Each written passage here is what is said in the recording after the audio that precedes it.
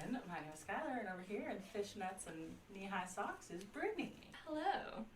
This is a variety podcast where we talk about anything, everything, and nothing. Did you hear that? That was me. Oh. I thought it was like a squirrel outside or something. No, sometimes I can make that sound with my teeth, and I didn't mean to, but it was like that.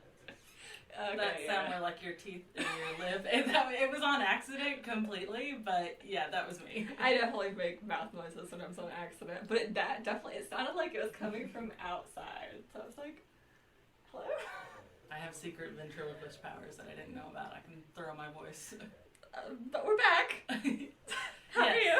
I'm much better. Actually, how are you? For real. I am much better. So the reason we missed last week is because I took a pretty bad fall. It was not good. Whenever we were moving stuff at work, they put pallets in front of the pallets to sell. So the pallets that get shipped out were put in front of the pallets that like hold our bottles to sell to people. So when I sold a bottle, I had to climb over the pallet that was in front of it to get to the bottle.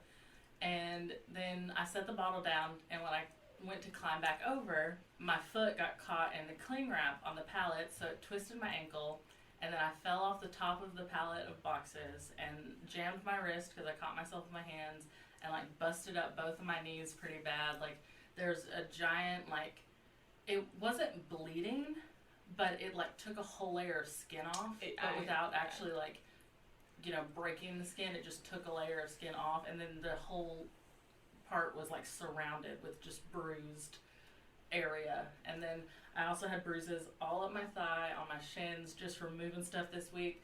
I took a dolly to the shin at the beginning of the week. Like I was trying to move the dolly, and the part of the dolly that like holds stuff, it hit me in my shin, so there was a giant knot with a bruise. And then this leg was covered in bruises. I had bruises up my arm, and I showed them to Andrew, who was one of the bartenders. And he took his hand and he went like this, and he was like, "Those are fingerprints." And I was like, "Andrew, they're not fingerprints." He goes, "Those look like fingerprints." And I was like, "Andrew, it's fine, they're not fingerprints." Gosh. No one grabbed my arm so bad that it bruised. That's not what happened.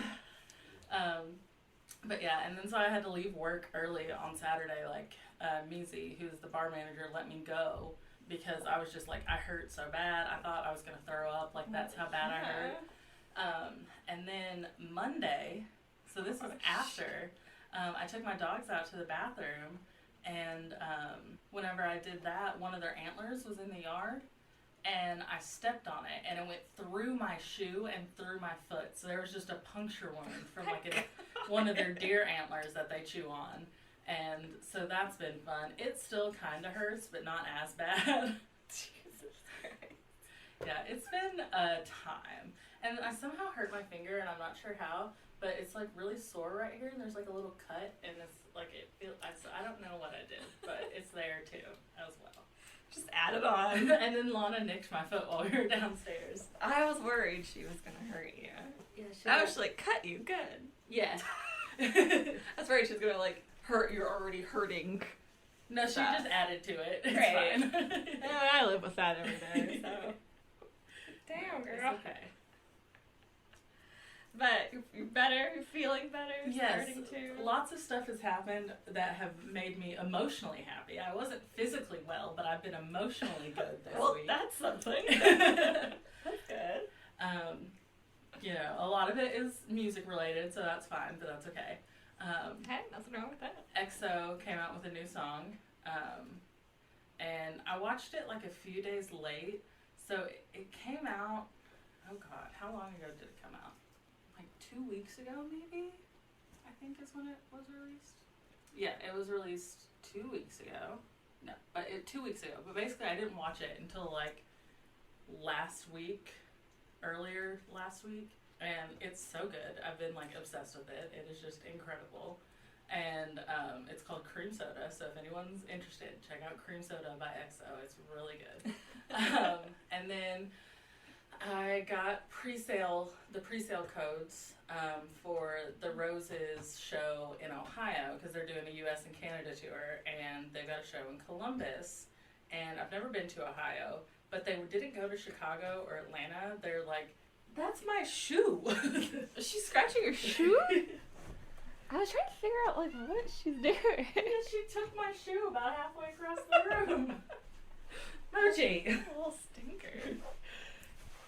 But, yeah, so it was either, like, Ohio or Virginia, which was, like, 14 hours away. And I was like, oh, I'm not, like, nothing is 6 hours away, because usually that's my limit for concerts. Like, if it's within, like, 6 to 7 hours away. But then Columbus, Ohio is a 6.5 hour drive. So I got the pre-sale codes. And I worked really hard for those pre-sale codes, and it paid off. Nice. And also, if I do get tickets, Haley said she might go with me. So if you don't want to, you don't have to. Okay. It's not that I would not want to. I don't know them. Well, you didn't know ATs either, and you went with me. I mean, I'd heard of ATs. Oh, okay. And I knew, like, I had never heard of this group. Well, I will probably I'll show you some stuff. Okay. They're still really good. Even if you don't go, you need to just know who they are. They're incredible.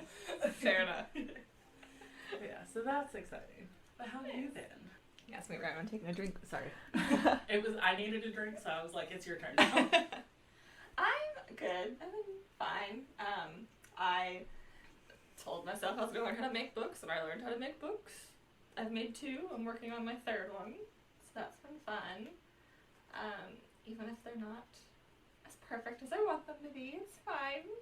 They still look really good. The one you sent me looked awesome. It's fine.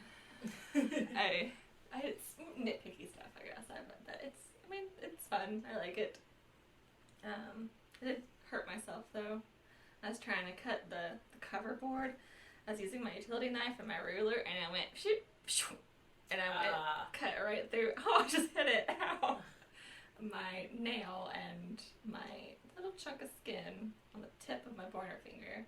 So that's a little annoying. Yeah, I've been good.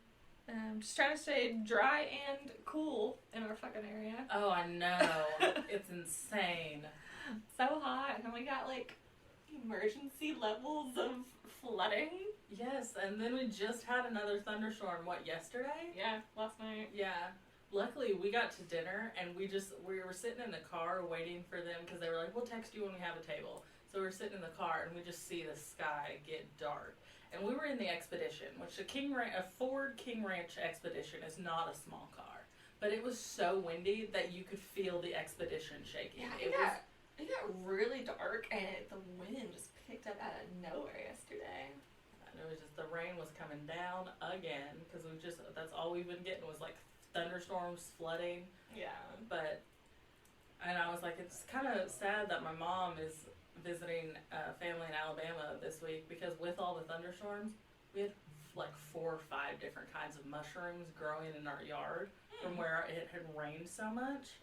And my mom used to love to go and like hunt for mushrooms. She would call it mushroom hunting, and she would just go out and get mushrooms. And I was like, she's gonna be so sad she missed that, because then we mowed, so now they're not there anymore. Ugh, we need to mow so bad, but it's been so wet, and then when it's not wet, it's fucking hot. Yeah.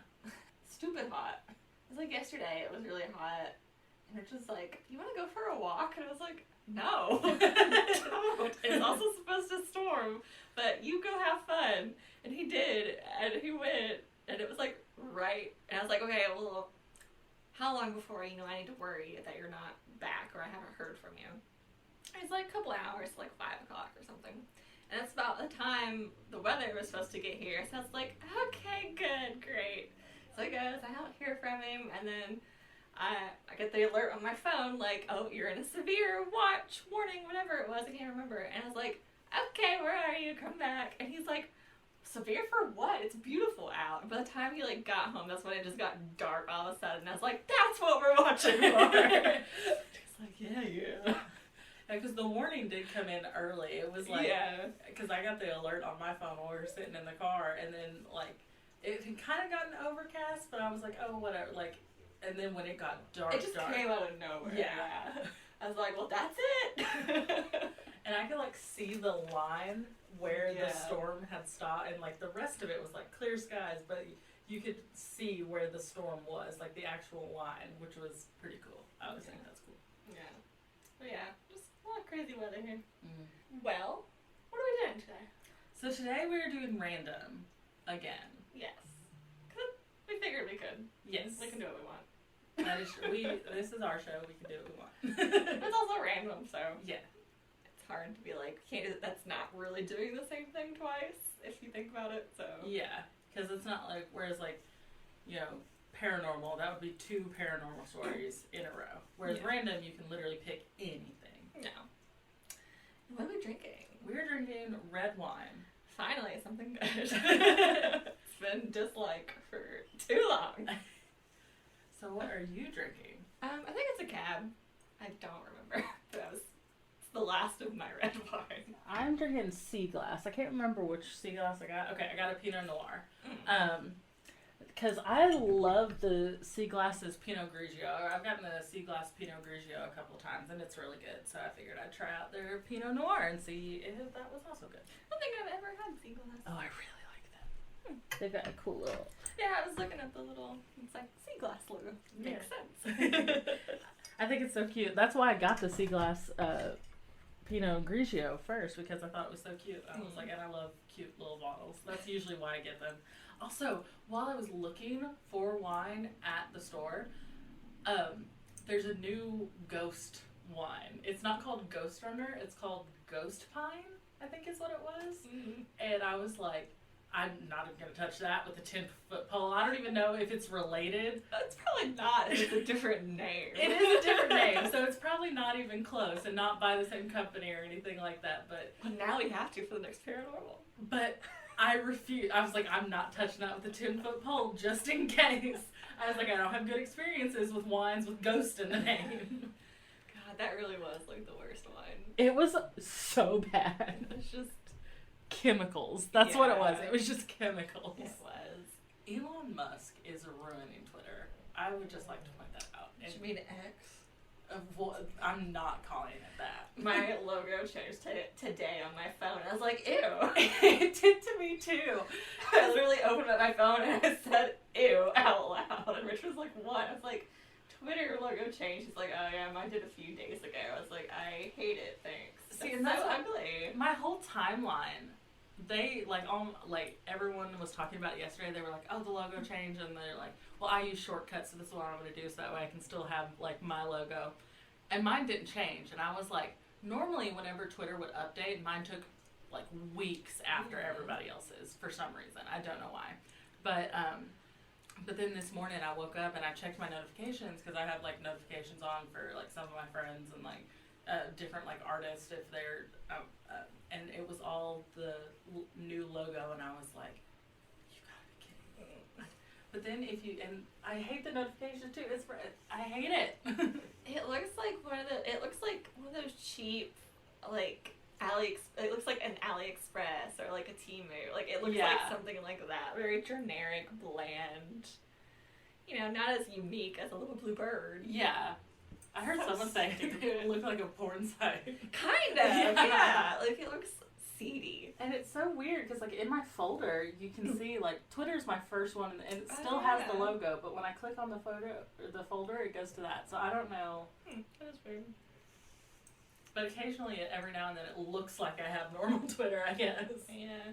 Sleazy, I guess, is the best word for it. Yeah. It looks just sleazy. Sleazy logo from a sleazy man. Yeah. Who's surprised, really? Okay, I think the church bells are done, so we can cheers. Okay. Finally drink the wine. Cheers. Also, y'all might want to get a drink if you're listening, because you're going to be here a while.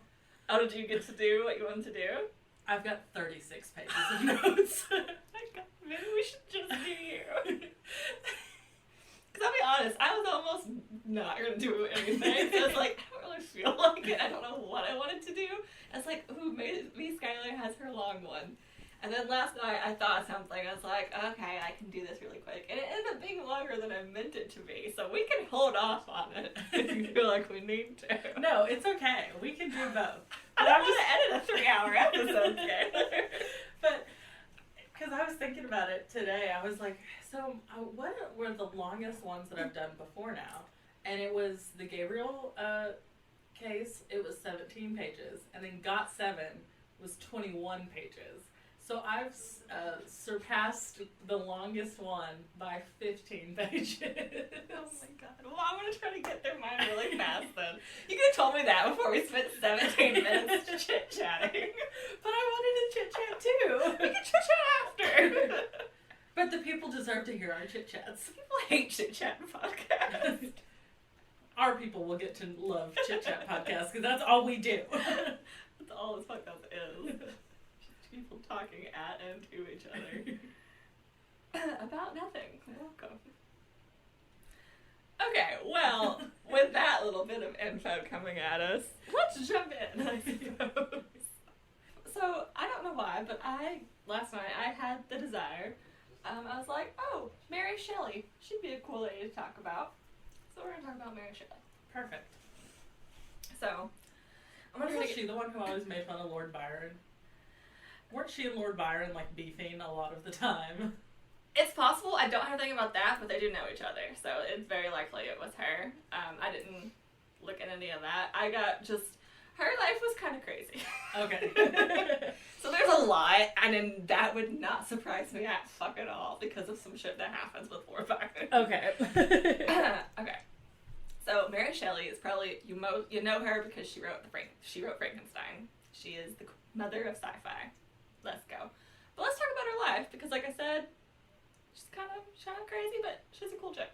I like her a lot. So she was born Mary Wollstonecraft Godwin on August 30th, 1797 in London. She was the daughter of William Godwin and Mary, however you say this name, Wollstonecraft. It's literally just 3 words that look like they were put together, so go with it. Also, side note, there's a lot of Marys, there's a lot of Janes, and there's a lot of Percys in this fucking story. I'm gonna try to keep it as straightforward as I can because shit was confusing. So just buckle up. So her mother is Mary and she is Mary. Already Checks out. confusing. Her parents were described as, quote, 2 great intellectual rebels of the 1790s. Hell yeah. She loved that. I want that on a t-shirt. Right? That's our podcast. We are 2 great intellectual rebels of now. I would describe either one of us as intellectuals. You, maybe. You're the smart one. You're the one with a 36-page thesis coming up. Jesus Christ. I'm here to talk about a goofy, cool little queen. Okay. 11 days after her birth, her mother unfortunately did die of a fever. Her mother, like we said, the great intellectual rebel, was apparently, like, the pioneer woman of feminism, also, by the way. Hell yeah. Because she was big on women, and she was a celebrated author, and she too. wrote the book A Vindication of the Rights of Woman in 1792. That's Hell awesome. yeah. You're just like, she was big on women. I'm like, that's the same. Yeah. Felt. Like, women. Her death left Mary's father to care for Mary and her 3-year-old half-sister, Fanny Imlay, who later William went to give her the name Godwin as well. That's a cute little name, though. Fanny? Imlay? Yeah. Fanny Imlay. I don't just like the way that sounded. Like, all together, I was like, that's a cute little name. Well, she was soon to become Fanny Godwin. So. Well, rip. Not as cute, but it's fine. Here's a little backstory snippet about her parents, just because I do think it's good to know and help to describe how Mary becomes. So, William Godwin fell in love with Mary, the mother Mary, 13 months before Mary was born. Okay. So they had only known each other for a very short while. Okay. And he was 40 at the time. Don't know how old she was, though. That was my next question. Yeah, I know that they specifically was like, he didn't fall, because I guess he's still alive, but he fell in love with her when he was 40, and then she got pregnant, and 13 months later, married. Or, yeah, whatever. He's still alive? Right now? Is that what you just said? Like, during this, like, oh, to take care of like, Mary Shelley. I was like, what?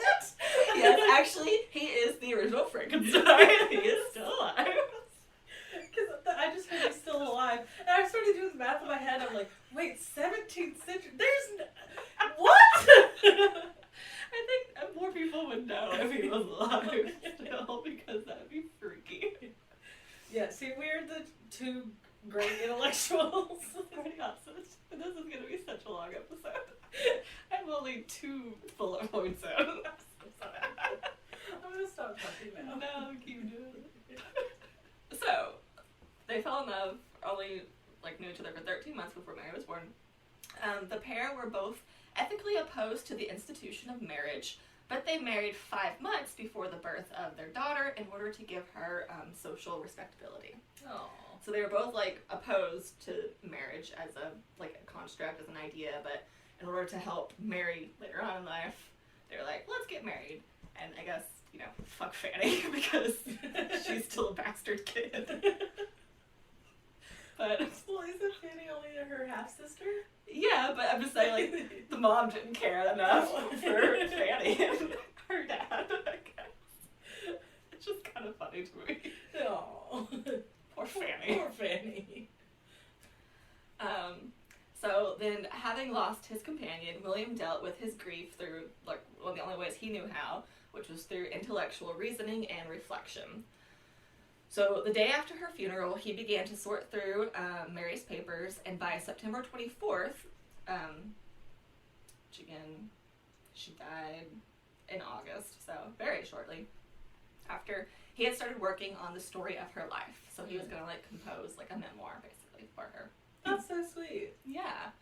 He wrote a really loving tribute to her that was published in January 1798, and it was titled Memoirs of the Author of a Vindication of the Rights of Woman.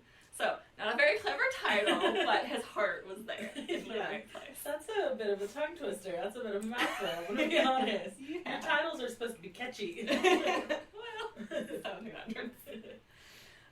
It was a sensitive but full and factual account of the life and writings of his late wife, including her infatuation with the painter Henry Fuseli, her affair with the American Spectator and former officer in the American Revolutionary Army, Gilbert Imlay, who was the father of Fanny, and her 2 unsuccessful attempts at taking her own life. So he included everything in a beautiful way to just praise her life. Yeah, this is her life, not gonna hide the good, the anything bad, and the ugly. Yeah.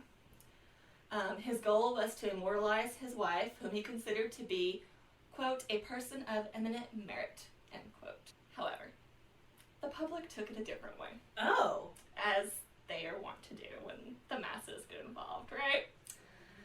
So instead of admiration, the public condemned her as a litigious and read her attempted suicides in terms of her lack of religious convictions. Oh, of course, yeah. In the memoirs he had written, quote, there are not many individuals with whose character the public welfare and improvement are more intimately connected, end quote, than his wife. This statement would go on to be one of the most ironically accurate things he would ever write, and he didn't even know it. Because for at least the next 100 years, the feminist cause, which again she was greatly invested in, suffered setback after setback because of society's association of sexual promiscuity with those who advocated the rights of women, which is where the public also had their backlash to her because they thought she was a promiscuous woman and, badmouthed her after death, after this memoir came out. For example, in the index to the Anti-Jabokin Review of 1798, there's, in the index it says, C. Mary Wollstonecraft is the only entry listed under, quote, prostitution. Yeah. What the fuck? What the fuck? The masses, man. They were he tried to do, it's so sad, because he tried to do such a, nice heart, because he, adored this woman. Yeah. Every little bit about her. And then the public came back with, she was a loose, scandalous woman, and she was burning in hell because she wasn't religious. Yeah, and the reason she was depressed was because she didn't have God. Yeah. It's just insanity. So you can't be happy without Jesus. Mm-hmm.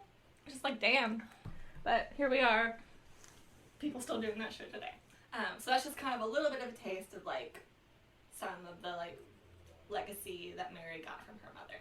Anne K. Mellor, who is an American academic working as a distinguished professor of English literature and women's studies at the University of California, described that Mary grew up with a, quote, powerful and ever to be frustrated need to be mothered, end quote. Basically, she's saying that Mary has hella mommy issues. And I was like, okay, that's quite a way to say that, I guess. That's definitely an interesting take. A powerful and ever to be frustrated need to be mothered. And I guess, I mean, you'll see, like, some of the stuff that she goes through and she does. Like, yeah, she probably does have some mommy issues, but leave her alone. Like, her mom died. Like, it's not, like, yeah. of the fever. And also, like, just goes to say that as well, like, Mary also grew up with the realization that the parent she had never known was both celebrated as a pioneer reformer of women's rights and education, and then she was also casted as a unsexed female. Which, for if anyone doesn't know, the Unsex'd Females was a poem by Richard Powell, where he was essentially comparing two groups of writers, the unsexed females, meaning unfeminine, unwomanly, yada yada, and a second group of like example women, like great women writers, and basically just being another man pitting women against each other for his own enjoyment. Richard, shut the fuck up. But it was widely thought that he was throwing direct shade to Mary's mom specifically in the poem. So she also had that to grow up with. Ugh, Richard. Ugh, Richard. It's always fucking Richard.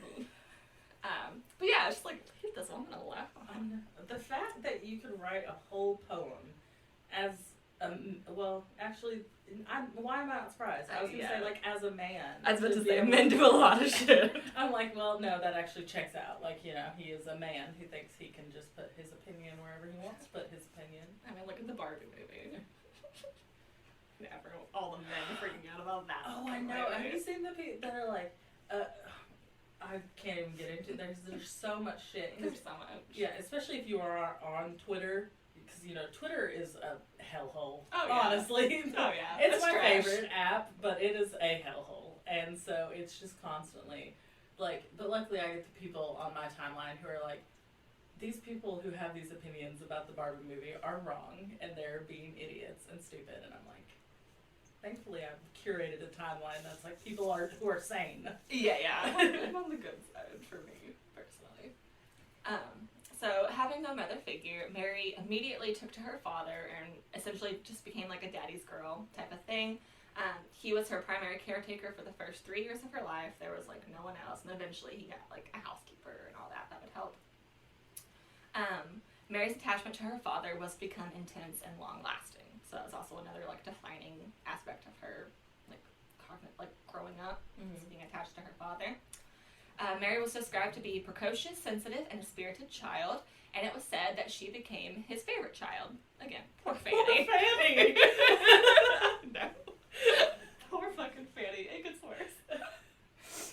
He called her Pretty Little Mary, and he relished evidence of her superiority over Fanny. Oh, that's so sad. It is. It is so sad for poor Fanny. Poor Fanny. Said in the voice of poor Nana from Peter Pan. Yeah. He did supervise, though, both of their early schooling and took them on many varying excursions, and, like, they were pretty well-rounded, because, again, he was a big, like... Well, at least he didn't leave Fanny in the house in the attic or something. Yeah. He was a very intellectual, like, political man, so they both, like, grew up with, like, that education. Yes. Well, that's good. He just liked it when Mary was better. He just definitely had a favorite. Yes. He wasn't shy about it. Okay, but listen, honestly, any older siblings, you know that the favorite is always the younger, and that's just how it is. And also, I'm sure it has something to do with Mary being his actual child. Yeah. And, you know, but still. That too, but also, it's always the men are younger like that, kids. yeah. On May 5th, 1801, William met Mary Jane Claremont, so another Mary enters the scene, and was very susceptible to her flattery. Claremont's a dope name, too. Claremont is a cool name. He immediately saw her as the ideal helpmate and mother to help raise Fanny and Mary. So Mary Jane, who I'm going to call her Mary Jane, so that's to like keep a little bit of separation here. So Mary Jane was a widow with a 6-year-old son named Charles and a 4-year-old daughter named Claire. It was Claire Claremont, but it said that her name was originally Jane, but she apparently changed it, or it got changed somewhere along the way to Claire, so I don't know if she dropped the Claremont when she became Claire, because she obviously, like, gets married and stuff, so I don't know, but I'm going to call her Claire because, again, Claire is one of the more unique names, and in the later life, she goes by Claire, so I'm just going to, from the get-go, call her Claire. Sounds good. But I think her born name was Jane, but there's going to be some more Janes and and so while William was, like, pretty early on smitten with Mary Jane, instantly, his close friend, James Marshall, described the woman as, quote, a clever, bustling, second-rate woman, glib of tongue and pen, with a temper undisciplined and uncontrolled, not bad-hearted, but with a complete absence of all the finer sensibilities, end quote. So... You can't see the face I'm making right now, but I'm just mouth open in shock. Man. And I'm sure that his description being like, oh, this, and this, just means she, like, was a woman with her own opinions and wasn't afraid to speak her mind. Could be. I don't know, but I will just put a caveat. Her and Mary do not get along. Oh, so okay. She might not be as great a person, but it's his friend, I think, and also Mary are kind of under the sense that William was just, like, she knew what she was doing. Like, she's said to be kind of manipulative from Mary's point of view also. Oh. And, like, maybe manipulated her way into her dad's heart, but he just, like, needed help with these 2 daughters. And so I don't know. I just want to throw that quote out there because I was like, that's a lot of words for your guys, for your bros girl. He's, like, not bad-hearted, but she's all this other stuff. So, I mean, I don't know. Yeah, that's an opinion, certainly. Yeah. That was an opinion. Yeah, so, as I was saying, Mary's relationship with Mary Jane was strained, not surprisingly. So, let's get into that. Her stepmother resented Mary's intense affection for her father and was jealous of the special interest visitors showed in Mary when they would come to visit the house, seemingly because Mary was the daughter of, William and Mary, who were always described as, like, these great intellectual couple. And so now Mary Jane was always jealous that, like, Mary Shelley got that, like, people, like, wonder and, like, were really into her for, like, her brain and stuff like that. When adults are jealous of children, it's always weird to me. It's so weird, yeah. It's so icky, like... It is. Especially this just being, like, it seems like she's just jealous of Mary and her father's relationship, like, closeness, but also jealous that his dead wife was this awesome woman, and then they created Mary, who is, like, really smart and all this, and, like, pretty, like, she's said to be very attractive also, and so, yeah, it's just really weird. It's like, you're a grown woman. Yeah. Get over it. Like, find something better to do with your life than be jealous over a child. Yeah. So, of course, she went kind of evil stepmom. She, like, demanded that Mary do household chores that they had a housekeeper for. Like, she didn't necessarily need to be doing this, but she demanded that Mary specifically over the other 3 children do just chores. And she constantly invaded Mary's privacy, like opening her private letters. Oh, hell no. And she limited her access to her father. Like, she wouldn't let her see her father. So, James Marshall, I'm sorry for what I said earlier. Maybe she wasn't the greatest gal on maybe the block. He was right. I would never normally say that, but maybe James Marshall was right. Maybe he was onto something. So yeah, that was it's pretty shitty. She also did not encourage Mary's learning development. So while her own daughter, Claire, got sent to boarding school to learn French, Mary never received any formal education. It was only what her father ever taught her, and people that he brought into the house. So, growing up, Mary just continued to follow her father's advice that the proper way to study was to read 2 or 3 books simultaneously, and fortunately for her, she had access to her father's, like, excellent library, because, again, he was just a very smart man, him and his late wife, like, combined, they had all this knowledge, and he was constantly like hosting visitors, and they would do intellectual discussions, and Mary would just like sit in and listen to all these conversations. So she got smart, even though I feel like her stepmother tried to not make her smart. Yeah. But she like took it around herself because she really loved reading, she loved learning. Mm-hmm. So she just like, well, fuck, I'll just do it myself. And there's a whole thing in there that I feel like, as far as like, you know, because intelligence can be genetic. So even if like, but it is, you go back to that thing of nature versus nurture. They work in tandem. So she already had this, you know, nature of being smart because both of her parents were incredibly intelligent.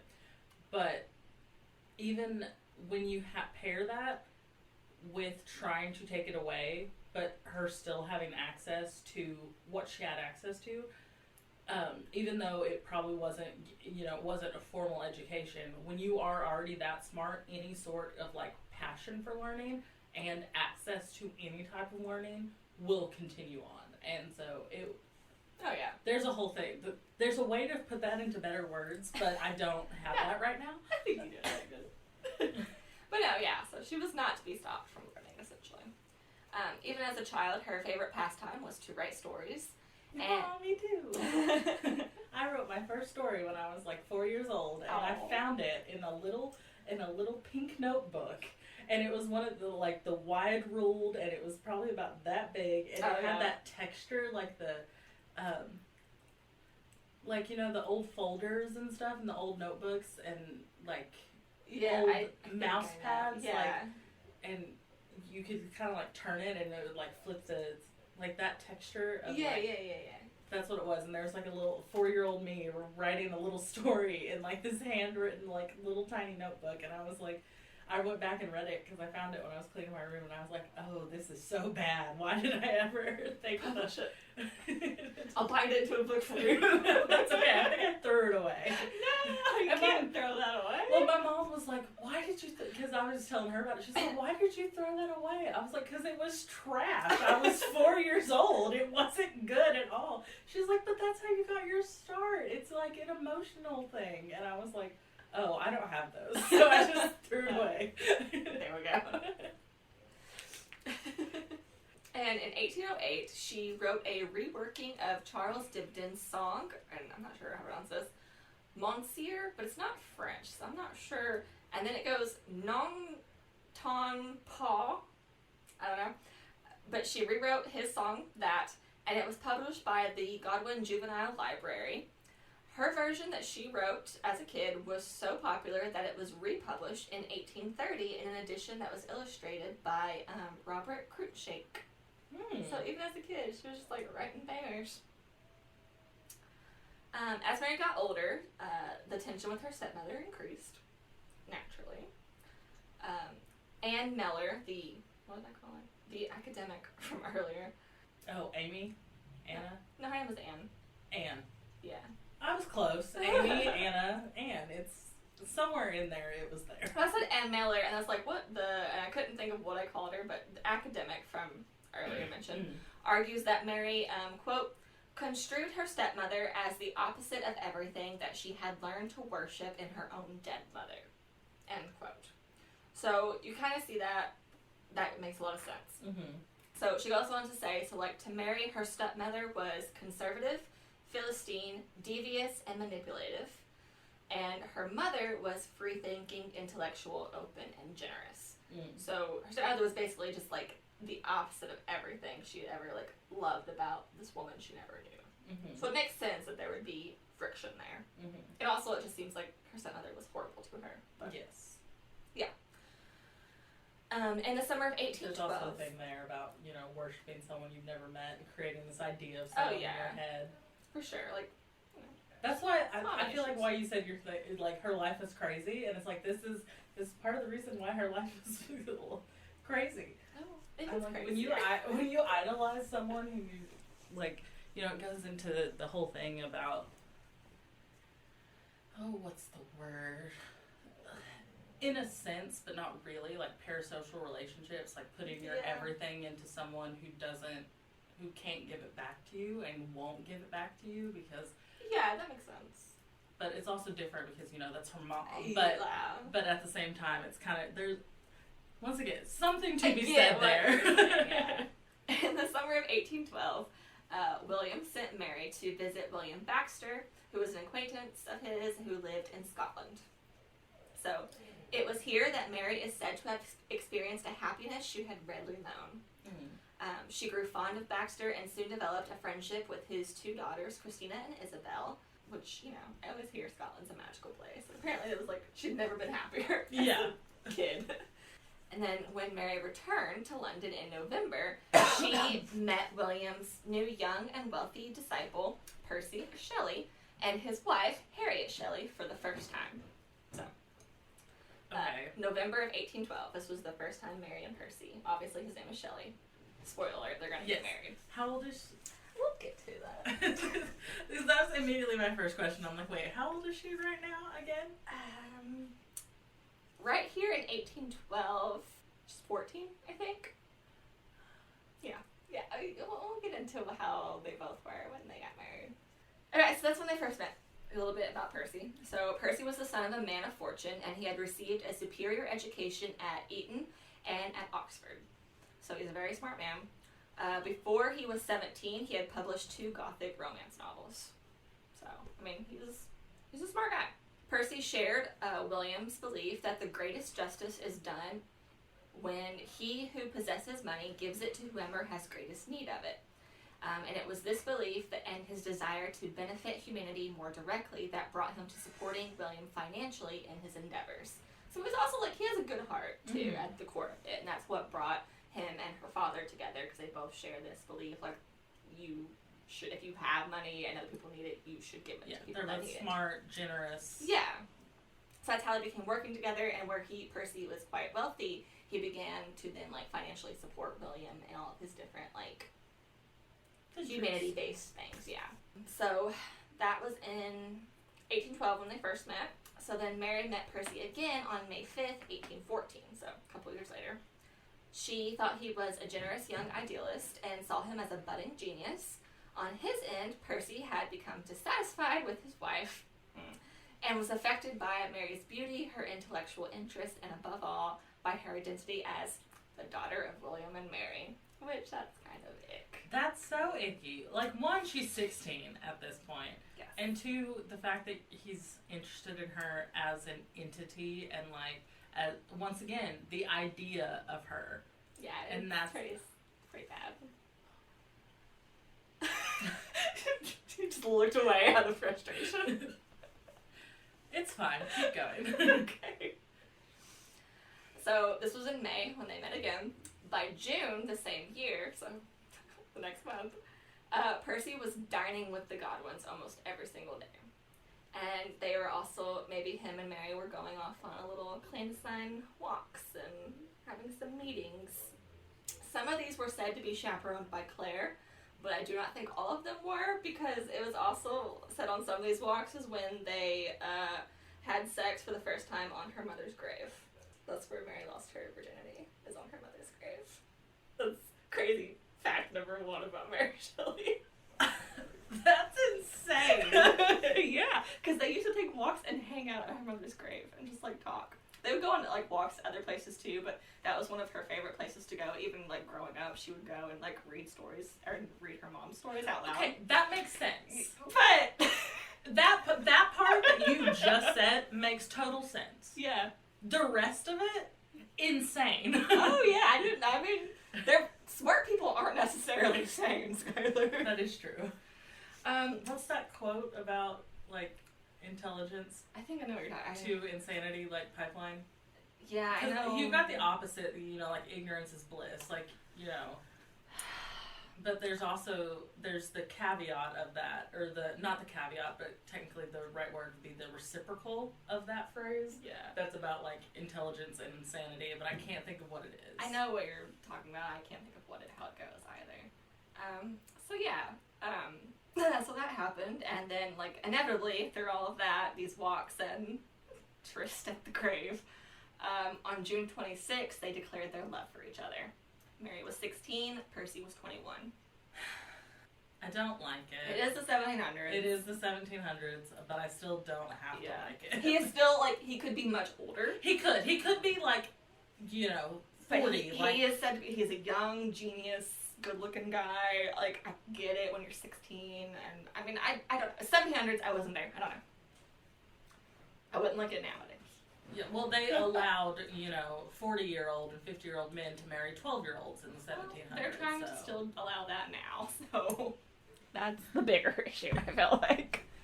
When William discovered their relationship, he forbade Percy from visiting the house anymore. He was not a fan. Okay. He was still accepting his money, though, during all this. Okay. So, take that as you will, I guess. He's like, you are forbidden from my house and see my daughter, but keep the money coming. I was like, fair. Mary tried to obey her father's wishes because, again, she was very much a daddy's girl. And she didn't want it to, upset him. But Percy soon after attempted suicide. And this convinced Mary of his strength of his love. And so on July 28th, 1814, which not that much, like a month or so after, she and him fled to France to be together. Her sister Claire also went with them. Okay. Side note. So Claire's just hanging out. Well, I'm gonna note here, it's widely thought that Percy was also having an affair with Claire. Oh. During all of this. Okay. So messy. Drama. Oh, there's so much drama. So on December 19th, I just want to jump forward a little bit. On December 19th, 1822, Mary recalled her years with Percy in her journal. And this is what she wrote. And it's written like this. So I'm going to say a word or two at a time, and I'm going to take a little pause because that's it. It's just a word, dash, dash, a word, dash, dash. Because she was essentially categorizing their time together in headings for chapters that she wanted to go back to. Oh, okay. But it kind of gives you a good look into what their time together was like. So, quote, France. Poverty. A few days of solitude and some uneasiness. A tranquil residence in a beautiful spot. Switzerland. Bath. Marlow. Milan. The Baths of Lucca. Est. Venice. Rome. Naples. Rome and Misery. Leghorn. Florence. Solitude, the Williams. The Baths. Pisa. These are the heads of chapters, each containing a tale, romantic beyond romance. End quote. Tag yourself. Which are you? I like a few days of solitude and some uneasiness. I like Rome and Misery. I like that one too. But I like it more as Rome, Nepal, Rome and Misery. They went back. Something happened. They were like, Rome, okay, Nepal, okay, back to Rome, shit's going down. And as displayed in her own journals, many people do say their 8 years together are said to have been characterized by both romance and melodrama. They were drama happened in their relationship. I feel like we need a reality TV show. I know. Because they were both kind of like her parents. They were both extremely idealistic. They had all these views, and they lived on love, and no money because of extended negotiations over the estate of Percy's grandfather. I guess shit was going down. They couldn't figure out what to do with his grandfather's estate. So they essentially had no money when they were all gallivanting together. And they were constantly moving from place to place, all those places she listed. And it was just a romantic and melodramatic. Yeah. Which, maybe that's what you want. Some people like that. Yeah, because when you are so idealistic and you're not practical at all, and you grow up with not having to, what's the way to phrase this? But she didn't grow up wanting for anything. She had a good house, a good, like, I don't know how to explain this in the right way that doesn't make it seem like it's coming off like... I kind of get what you're saying. It should be noted, though, that her father did struggle a lot with money. Oh, okay. But the kids were always provided for. Okay. It was never anything like that. Like, they never went hungry. They always had shelter. They had clothing. But her father did struggle with all of his different endeavors and stuff, and that's why he took, like, sponsors, a.k.a., like, Percy coming in with his money. So I bet he was just a good dad and he kept his kids from that. Yeah. Which, when you grow up, like, I don't know, like, I always grew up, like, conscious about money and what money can do and what you can effectively do with money. Yeah. And so, just because of, like, you know, issues with, you know, what we had and what we didn't have and what we needed. So I guess just in that sense, you know, like, it seems like she was shielded from that then. And to yeah, be able very to... likely she was. And then Percy, I think he did grow up wealthy. Yes. So he's never had to worry about any. And all of a sudden he decides to, because mind you, he is still married to his wife. Wait, what? I thought he was dissatisfied with his wife, but they are still technically married. I assume the whole dissatisfied thing meant he divorced her. I never got actual proof that happened. So I don't want to say that it was, but this was kind of the reason. It's just got messier. It's so messy. But I think that's the reason, like, they had to flee. One, because their father didn't allow it, because maybe he was married. And two, I don't think London liked them together. And we're going to get back to that because they get a lot of grief coming up for some stuff that happens. But yeah. So, because we're going to get to that. Because now, that was just kind of like a condensed, like, this is what their 8 years was like, but now I'm going to kind of go back to, like, what happened right after they, like, went off together. Okay, and I'm going to try and stop giving, like, off of the cuff think pieces. I like it. You're the smart one, like I said. I'm the fun, you're the smart. I'm just a silly, I'm goofy the guy. messy drama. So, in 1815, they returned back to England after running away. Okay. When they returned, Mary was pregnant with Percy's child. What? And then they were ostracized. And even her father, who she had such a close relationship, wanted nothing to do with her when she came back. So they were like, nah. England and London was like, no, this ain't it. Because I think he was still married. That's why it was so frowned upon. Well, that and the fact that...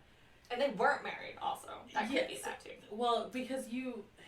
Think of, you know, William, who had done all of this to give Mary a good life. He married her mother, even though they were both against, you know, the institution of marriage, to give Mary a good life. And doing this with a married man, running off, getting pregnant, and then coming back, not being married to that man in this time, which of course, like nowadays, you know, people still frown upon it, but they shouldn't. Like, we know now it's not the end of the world if you...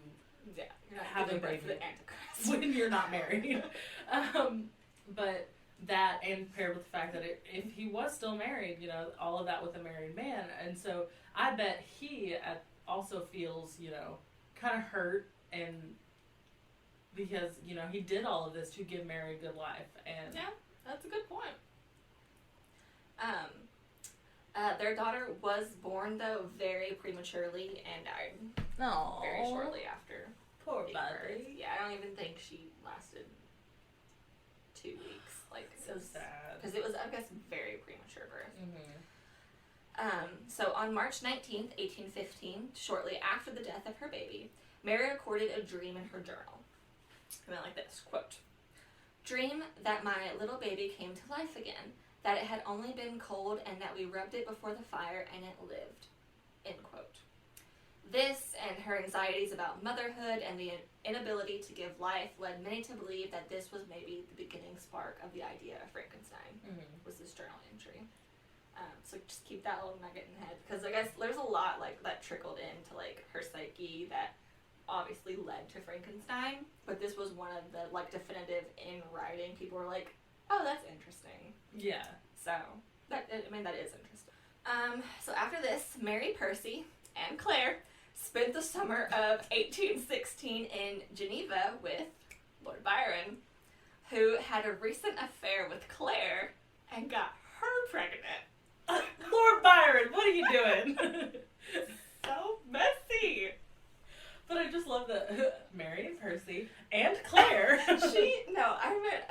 I think she lived with them until 1820. Like, she was just hanging out in their abode, and I'm pretty sure banging Percy on the side, but... And apparently Lord Byron. Yeah. So they had an affair, Claire got pregnant. And, like I said, I don't have a lot about, like, Lord Byron and Mary, but it is said that one evening, Lord Byron prompted everyone to come up with ghost stories. Like, hey, like, I want everyone to write a horror, like, a ghost story. Like, write a little something for me. Entertain me. And being that they, I don't know if you said that. Lord Byron, go get a glass of wine. Quit making people do shit. Just chill. It's fine. And since they were also just this, like, group of intellectuals hanging out in this house in the suburb or whatever, there was also a lot of talk about, like, the nature of life and stuff like that going on during the summer. So after all that, and, like, write me a ghost story, the next morning, Mary started work on what would later become chapter 4 of Frankenstein. So that was actually when she started writing Frankenstein. She just didn't know it at the time. She thought it was going to be, like, a silly little ghost story, and what it ended up being chapter 4 of Frankenstein. Fun fact. After writing this, she was encouraged by Percy to develop her little ghost story into a novel, and then she finished that in May of 1817, and it was published in 1818, and it was Frankenstein. That moved quick. Yeah, so, like, very interesting, though. That moved real quick. So, after that, Mary and Percy and Claire then moved to Bath in an attempt to keep Claire's pregnancy a secret. Mary, back in, before, like, the publishing and all this, though, Mary and Percy were married in 1816 after his first wife committed suicide. So yeah, that's another reason why I think that he was still married to his first wife, is because they didn't get married until after his wife committed suicide. So I was looking for this Tumblr post about the Mary Shelley Lord Byron thing, and I thought I was listening, but clearly I was not. Because I was like, wait, what? Yeah, okay. So... Yeah, just one more time, I'll go back. Frankenstein was published in 1818. Yes. Mary, Percy, and Claire, this was after, like, she got pregnant, so this is back, I was just jump-starting the Frankenstein, so I'm jumping back again to 1816. Okay. So they moved to Bath to hide Claire's pregnancy, and it was also in 1816 when Mary and Percy finally got married, but it was only after his first wife committed suicide at this time as well. Okay, yeah, so... And maybe it was because, her husband was gallivanting around France. I don't know. Who's to say? Around France and Italy and... Yeah, so very sad. But that's also why I think they were still married, because they didn't get married until after she died. Yeah. That's a little sus. Also, just a side note, I don't have any reason as to why this happened, but I just wanted to throw it in here because it is sad, and... Mary's sister Fanny also committed suicide in 1816. No, not Fanny. Yeah. So poor Fanny. Like, she probably was going through it, and apparently, yeah, there's no telling. That's awful. Yeah. So a lot of death going on in 1816 in Mary's life. I've never been so upset about a historical person, like, from the past.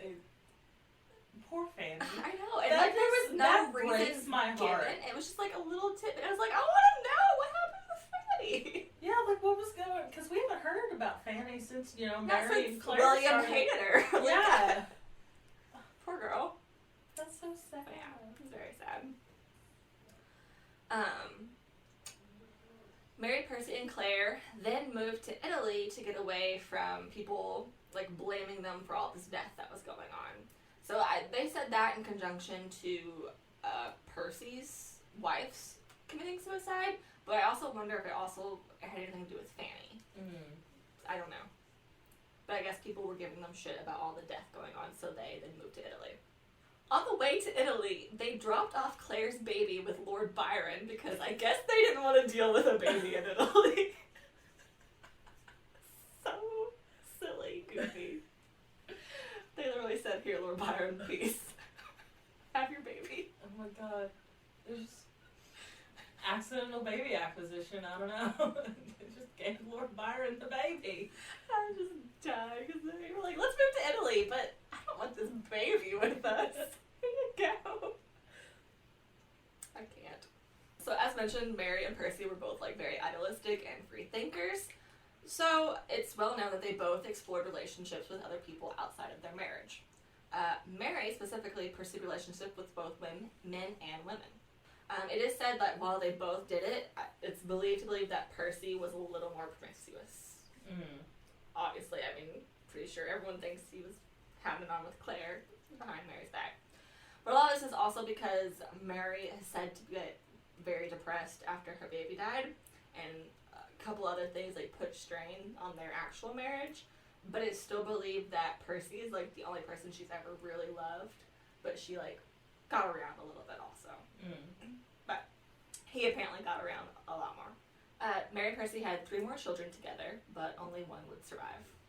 So they had a son, William, who was born in 1816, but he died of malaria in 1819. Clara, who was born in 1817, died of dysentery the next year. And then Percy Florence was born in 1819, and he died in 1889, making him the only child that lived long, and he lived to be 70. So, in 1822, Mary had a miscarriage during her 5th pregnancy, and she almost lost her life during that. So, yeah, she had a lot of, like, and also I mentioned the first kid, but all of his other kids also dying very young also put her into, like, a very bad mental state, depression. I can't imagine. Yeah, that must be horrible. So, yeah. Weirdly, or interestingly, however, just messy, it's more mess coming up. Percy registered another kid under his and Mary's names, but it was 100% not Mary's kid. So there were a lot of rumors that it was Percy and Claire's kid. Percy's was someone else entirely, because like I said, he was way more promiscuous than she was. Or some people think it was another kid of Lord Byron's, and he was just like paying it back. So, I don't know, like, no one knows who this fucking kid was, but Percy registered it as... Okay, the most likely is that it was Claire's, but I'm going to believe that it was Lord Byron's, because that's hilarious. If Lord Byron had another kid and just gave it to Percy to pay back the fact that they gave him a kid earlier. But it was his kid they gave him back. But it's still so funny. I know. That is the funniest thing I've ever heard. I thought that was very funny too, but so I want to throw that in there. Like, it's 100% not Mary's kid, but it's possibly Percy's and someone's, likely Claire's, or it's just Lord Byron's kid. That's so funny. And we never know, but the scandal I could imagine about that at the time. I'm living for all the drama. I wish I was there for it. On July 8th, 1822, Percy Shelley died by drowning due to a boating accident. This was a month after he had saved Mary's life during her miscarriage, where she almost bled to death. So she had a miscarriage, almost bled to death. Percy saved her life. A month later, he got in a boating accident and drowned to death. Very tragic. Yikes. His body was cremated on an Italian beach. Hold that, pin it. We're going to come back to that at the very end. Did she have sex on the beach where... We're going to come back to it at the very end. I'm almost done. I've got questions already. I need to know. I wanted to throw it in, but I didn't want you to be like, okay, that was random. Like, there's a reason I put it in there. Okay, Italian beach. Locked in. So after Percy's death, Mary developed a strong friendship with Jane Williams, believing that the two of them would live together forever. The article says strong friendship, but it seems like it may have been more than a friendship, but that's history for you. They were roommates. They were roommates. They were such good friends. However, this particular friendship is a little weirder than even that. So, in 1821, Percy became fond of and flirted with Jane, who was married at the time to Edward Williams. Edward Williams drowned with Percy Shelley in 1822. And now it's Jane and Mary. So maybe it's not that weird. Maybe they were like all a big couple. But it's just, a little interesting. They're getting into all these big couples. Like, you've got Mary, Percy, Lord Byron, and Claire, and then you got Mary, Percy, Edward, and Jane. And they're just like... It's just like the little... If you had a red string, like, there would be strings connecting everybody, I feel like. The weirdest swingers club. Think about it. Yes. But, so, in 1827, so a few years later after the death and, like, them living together, Jane admitted to Mary that she preferred Thomas Jefferson Hogg. Like, why word it that way if they weren't an item, but okay, article. And then she freaking betrayed Mary by spreading malicious tales to their friends about how Mary's coldness and temper had made Percy unhappy in the last years of their marriage together. Like, this is coming 5 or so years after his death and after they had been living together. And all of a sudden Jane's like, I'm gonna go tell malicious little lies. And it's like, girl, what are you doing? Shit. Yeah, that sounds like a bad breakup where she wanted to get revenge. Yeah, it sounds like something happened.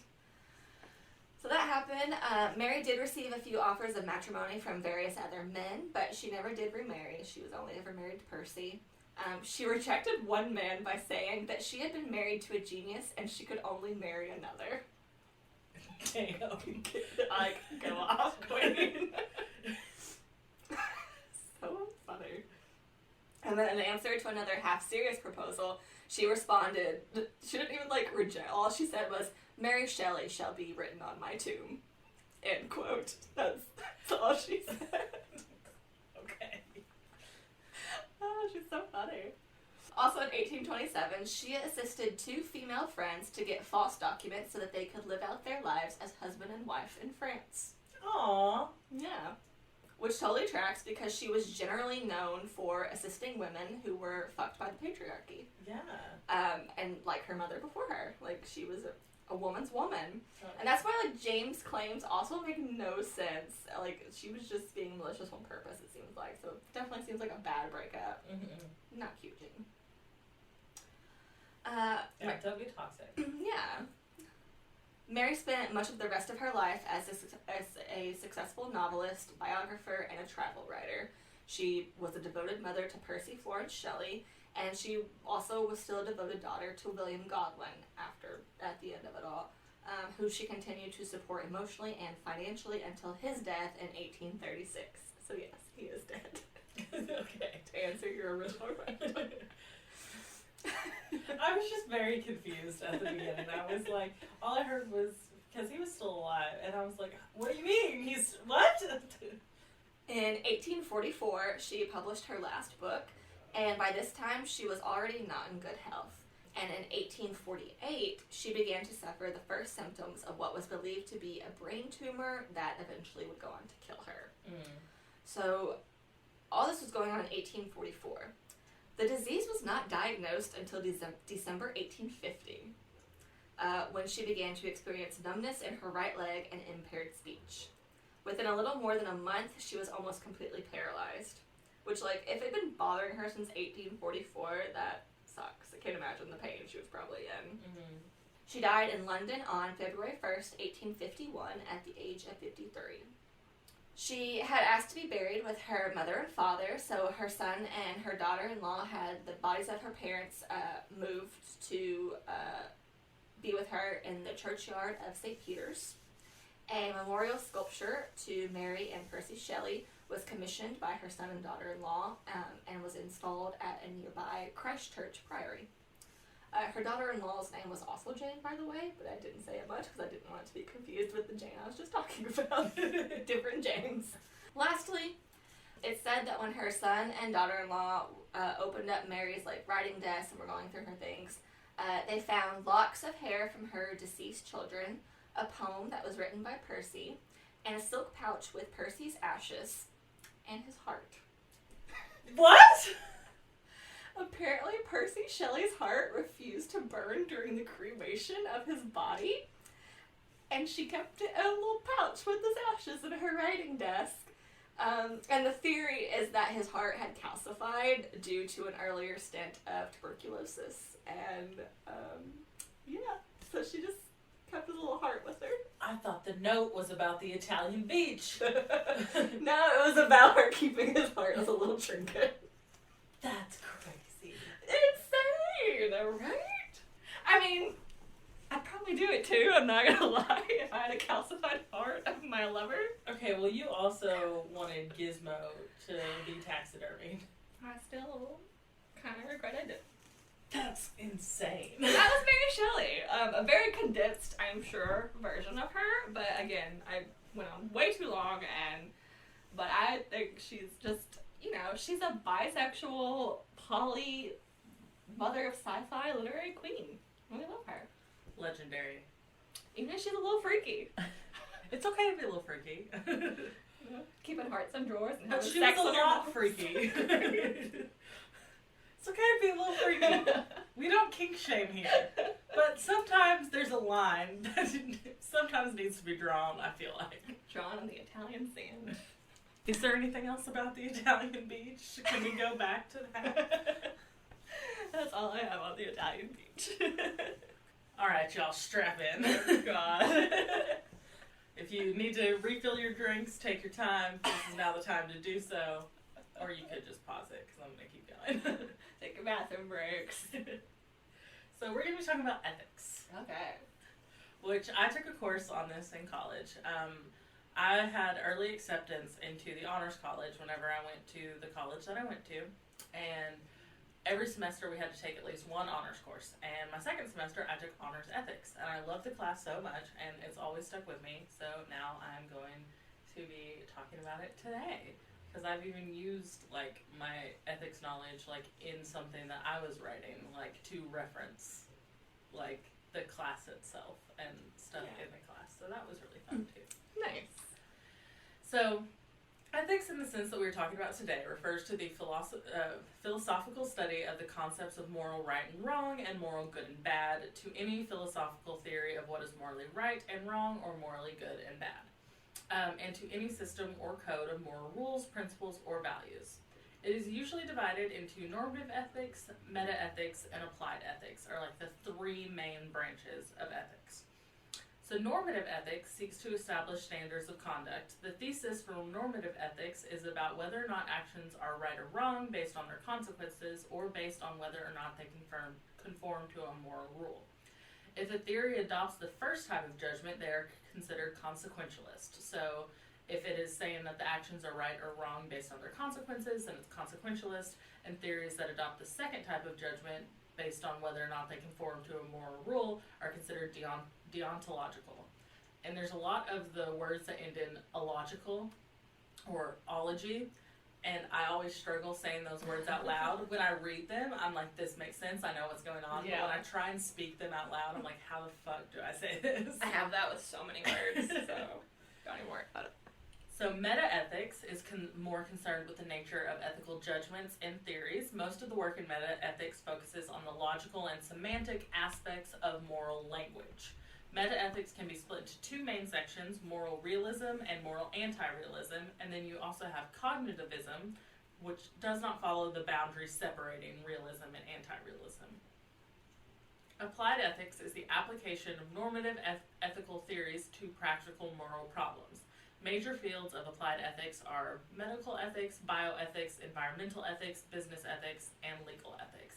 But there are tons more, because you can apply ethics to any situation. But for applied ethics, those are the big five, essentially. So now we're going to dive into each one of those individually. So we're going to start with normative ethics.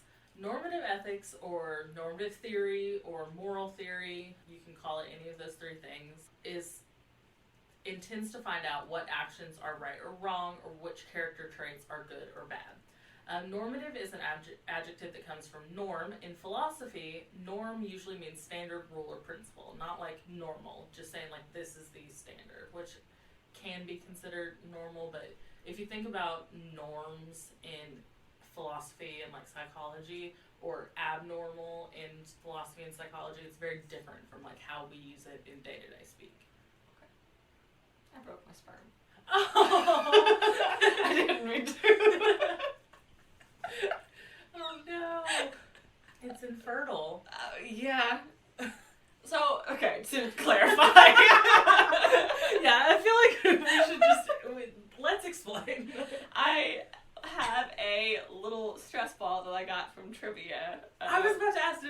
that trivia night? Yeah. Well, it's a different one. They came Oh. back. They did another like little giveaway, and we won a bonus prize again. And so we got this bag full with a bunch of stuff. Because didn't they give you like a ton of condoms last time? Yeah. Because it's Live Well, so it's like a health services type thing. So the stress ball, last time I got an eggplant stress ball, and this time I got one that's literally a sperm. And I was playing with it, and I kind of broke the tip a little bit. It's okay, you can glue it back together. Yeah, or it's just, it's just not gonna make it. Yeah, it's just an infertile sperm. How does that happen? It's okay. He's just not winning the race. Just to clarify, so you don't I'm just I broke my sperm, like. Yeah, there needed to be some context. So yes. So in philosophy, norm usually means standard rule or principle. So rather than it meaning that a norm is something normal for people to do, it usually means a rule. So if someone makes a mistake that is a normal mistake, like, what's a good example of like a normal mistake that people make in terms of this? Okay, driving, for instance. Like, oh crap, I didn't see that red light. Because sometimes that happens. You're just driving and you miss that red light. Especially like, downtown, it's kind of hard to see those lights. And sometimes you're just going. Yeah. And so that's can be considered like a normal mistake. Okay. But even though it's a mistake, it's still judged as incorrect because you broke the rule. Right. So it's kind of like different. Like just the word, like you kind of have to understand that there's a difference between philosophical normalcy versus just like normal in day-to-day life. Okay. So normative ethics is concerned with moral norms. So moral norms are a norm in the sense of being a standard that moral beings should comply with. Thou shalt not murder is a moral norm. It is a set to guide actions, and if people don't comply, they will be morally judged or morally blamed. Okay. Normative ethics has two central concepts, the right and the morally good. The concept of the right is the concept of duty, the concept of which actions we ought to perform, and if we don't, it would be wrong to not perform those. The concept of morally good refers to morally good properties of human beings. So character traits such as kindness, courage, and honesty are examples of traits that are thought to be morally good. Here, the term right is usually reserved for actions, whereas good is for states of character, including motives. But normative ethics is interested in both. It is the field of study that aims to determine which actions are right and which states of character are morally good. The central question of normative ethics involves asking which actions fall into the category of right and the category of wrong. This is called the theory of right action. The theory of right action is an investigation and an attempt to answer the question, what is the right thing to do? So a normative theory aims to answer the question, what makes actions right or wrong? This usually amounts to drawing out basic principles as standards of right actions. These basic principles are employed as a moral guide to human beings in their lives, deciding whether courses of actions are right or wrong. The principle of utility in utilitarianism is a moral principle according to which right actions are those that maximize happiness. So that's the point of utilitarianism. In Kantianism, the categorical imperative is a fundamental principle from which right actions are derived as duties. The second important focus of normative theory is the question of what states of character are desirable or morally good. Here, normative ethics attempts to answer the question, what sort of person should I ought to be? This is called the theory of virtue or virtue ethics. The focus of this aspect of normative ethics is character. A virtue is a morally desirable state of character such as courage. The theory of virtue is directed not at what actions one ought to do, but what kind of person someone should be. Just as in the theory of right action aims to specify which actions are right, the theory of virtues should specify the virtues it is good or bad to possess. It should say that courage is a virtue and cowardice is a vice. It should explain why we should think of traits like these as virtues or vices. So you can't just say like this is good and the opposite is bad. Or you can't just say this is good. You have to say this is good and this is bad. But you can't just do that either. You have to say this is good, this is bad, and this is why. The form of justification might be courage is a virtue because it tends to bring benefits to other people. The state of character is assessed against a basic normative principle that it is right to bring benefits to other people. Normative theories are concerned with a lot of this is just saying the same thing over and over again, but it like all goes together somehow. Like I gotcha. You're good. Because a lot of it is really repetitive. That's one of the things about ethics and why I think it's so easy, or why I liked ethics so much and why it was so fun to learn, is because a lot of it is repetitive. Yeah. Like, and it's just like, I definitely feel like I should be taking notes right now. I'm like having college, like, sweat hands. I'm like, should I write this down? I'll get a PowerPoint next time so you can follow along. Oh my god, that'd be amazing. I love a good PowerPoint. So yes, like I said, normative theories are concerned with the nature of right action and the nature of virtue. All normative theories will have something to say about which actions are right and which states of character are virtues. There are 4 normative theories: utilitarianism, Kantianism, ethical intuitionism, and virtue ethics. So, utilitarianism. Utility, in a philosophical sense, refers to what is good for a human being. Utilitarianism is most commonly a theory about the rightness of actions. It is the doctrine that, from a range of possibilities, the right action is the action that most increases the welfare of human beings or increases the welfare of most human beings. So you kind of have two, so like if this action, it needs to create the most welfare for human beings or creates welfare for the most amount of human beings. Okay. Welfare in this context is understood as referring to the happiness or well-being of individuals. In its historical context, utilitarianism aspired to be a movement of social reform. It took morality to be fundamentally an attempt to bring about as much happiness or pleasure as to achieve the, quote, greatest good for greatest number, end quote. The most well-known form of utilitarianism is also the oldest, classical utilitarianism. Naturally. Classical utilitarianism can be broken down into 2 main components: a theory of value, or the good, and a theory of right action. A theory of value is meant to specify what things, such as pleasure or equality, are valuable or good. A theory of right action is meant to specify what actions are right and wrong, or in other words, provide action guiding rules. So the theory of right action is the same as that we talked about earlier, but the theory of value is a little bit different when you put it in the context of utilitarianism. Okay. According to classical utilitarianism, assessing consequences is exclusively a matter of considering the amount of happiness brought about by an action. This means that classical utilitarianism endorses hedonism. Hedonism is the view that happiness, which I always loved hedonism because it had a calculator. There's this thing called the hedonistic calculator, and you can actually, like, there's a whole formula, like an algebraic formula of, like, if this is ethical, because you put in, like, what the action is, how much happiness it brings, how many people it does not bring happiness to, and then you get the answer. It's like, it's math. It's so, I've always loved it, and I've never forgotten the hedonistic calculator, and I will never forget the hedonistic calculator. Okay, so, sorry, I got a little excited. No, you're good. That's such an autistic thing.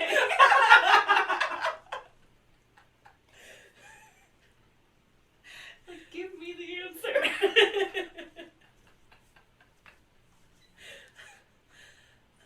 I have wondered if I'm undiagnosed. I meant, like, hedonism as a whole seems like this is the autistic one. Oh, so you felt like me. I mean, maybe. I was like, you do like black and white answers. I do.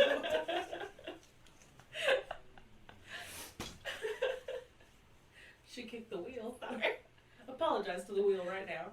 No. Okay. It's not always nice to us. That is true. Payback, bitch. But yes, okay, so hedonism is the view that happiness is the only intrinsic good and that unhappiness is the only intrinsic bad. So, happiness is understood in terms of the presence of pleasure and the absence of pain. An object, experience, or state of affairs is intrinsically valuable if it is good simply because of what it is. Intrinsic value is to be contrasted with instrumental value. So you've got 2 sides of the coin. You've got intrinsic value and instrumental value. An object, experience, or state of affairs is instrumentally valuable if it serves as a means to what is intrinsically valuable. So if, like, hedonism says that happiness is the only intrinsic good, so anything that leads to that good is instrumentally valuable. Okay. So happiness is intrinsically valuable. One does not want to be happy for any other reason than happiness itself. So like, for example, I want money, which is an instrumental value, to buy books, which is an instrumental value, because books make me happy, the intrinsic value. Yeah. Okay. Hedonism says that happiness, understood as a qualitative state of pleasure, is intrinsically valuable, and that unhappiness, understood as a qualitative state of pain, is intrinsically bad. But hedonism goes further than this, and it maintains that happiness is the only intrinsic good. This is important, as almost everyone will admit that pleasure and pain are important in assessing someone's welfare. Hedonism takes... I think I just redid that sentence. I redid the beginning of the sentence. Oh, okay. Yeah, I was like... but hedonism does take another step. Happiness is the only thing that is intrinsically good. Pleasure and absence of pain are the only things good in themselves. So happiness is the intrinsic value, but pleasure and the absence of pain are instrumental to achieving that intrinsically good happiness. Because you can't be happy unless you have pleasure and have an absence of pain, is what it's saying. So Bentham believed that any particular pleasure or pain had a determinate value, which could be measured and compared. He attempted to construct a scale of comparison and measurement of pain and pleasure. He called this scale the philosophic calculus. He claimed that the value of a pleasure was to be determined by such factors as its duration and its intensity. Bentham's hedonism may be labeled as quantitative hedonism, since all pleasures and pains appear on the same scale, being measured according to the same set of criteria. This assumption, all pleasures and pains can in principle be subjected to the same measurement, entails that all pleasures are ultimately of the same sort, and that no pleasure is by its very nature superior to any other. Okay. Mill's hedonism may be labeled as qualitative hedonism. The crucial claim defining qualitative hedonism is that the pleasures of the mind are so valuable that they can never be counterbalanced in any value by any amount of sensual pleasure. There are discontinuities between pleasures such that no amount of certain lower pleasures can ever be more valuable for the person who experiences them than some finite amount of certain higher pleasures. This move towards qualitative hedonism allows Mill to conclude, quote, it is better, happier, to be a human being dissatisfied than a pig satisfied. Better to be a Socrates dissatisfied than a fool satisfied, end quote. Mm-hmm. Yes, so that was Bentham versus Mill. Okay. No particular amount or account of utility is essential to utilitarianism. However, consequentialism is essential to any theory under the utilitarianism banner. Utilitarianism is one species of consequentialism. So it's kind of weird because it's kind of like a odd shape. Okay. So everything that is under utilitarianism has to be considered with consequentialism, but consequentialism is like up here and utilitarianism is under it. So it's there are like many different like weird overlaps. Yes. So consequentialism is the idea that the moral rightness of an action is determined in terms of the value of its consequences, in terms of goodness or badness brought into existence. I tried to say badness brought and it turned into bradness. Bradness. Oh, bradness. So hedonistic act consequentialism, which is one term that all goes together, hedonistic act consequentialism, which is also classical utilitarianism. Okay. So they're completely labeled different things, and that's what's also really fun about ethics. It's like, here's this thing, and it's like one tiny little thing is different, but you still can call it the same as the other thing, and it's just like, so at points you guess it could be confusing, but also at the same time I'm like, that's kind of fun. So fun. But yes, so hedonistic act consequentialism defines the right action in terms of the values of the consequences brought about, where value is to be understood in terms of pleasure and absence of pain.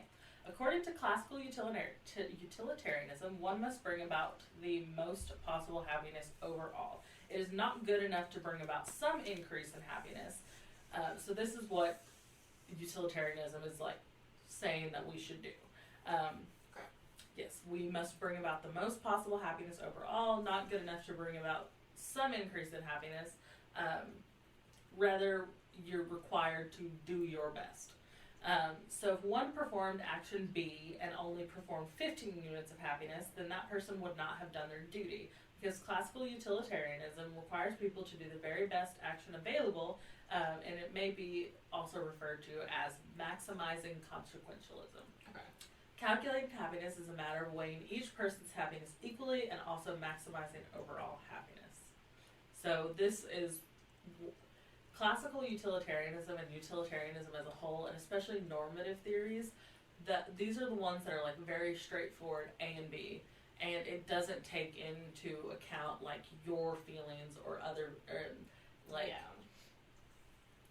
like it doesn't consider like, okay, well, if this action will serve 10 people, but it'll make the person who's closest to me, who I love, like it won't make them happy, you should still do the other one because it makes the most people happy, and it doesn't take into account. Like on an individual scale. Yes.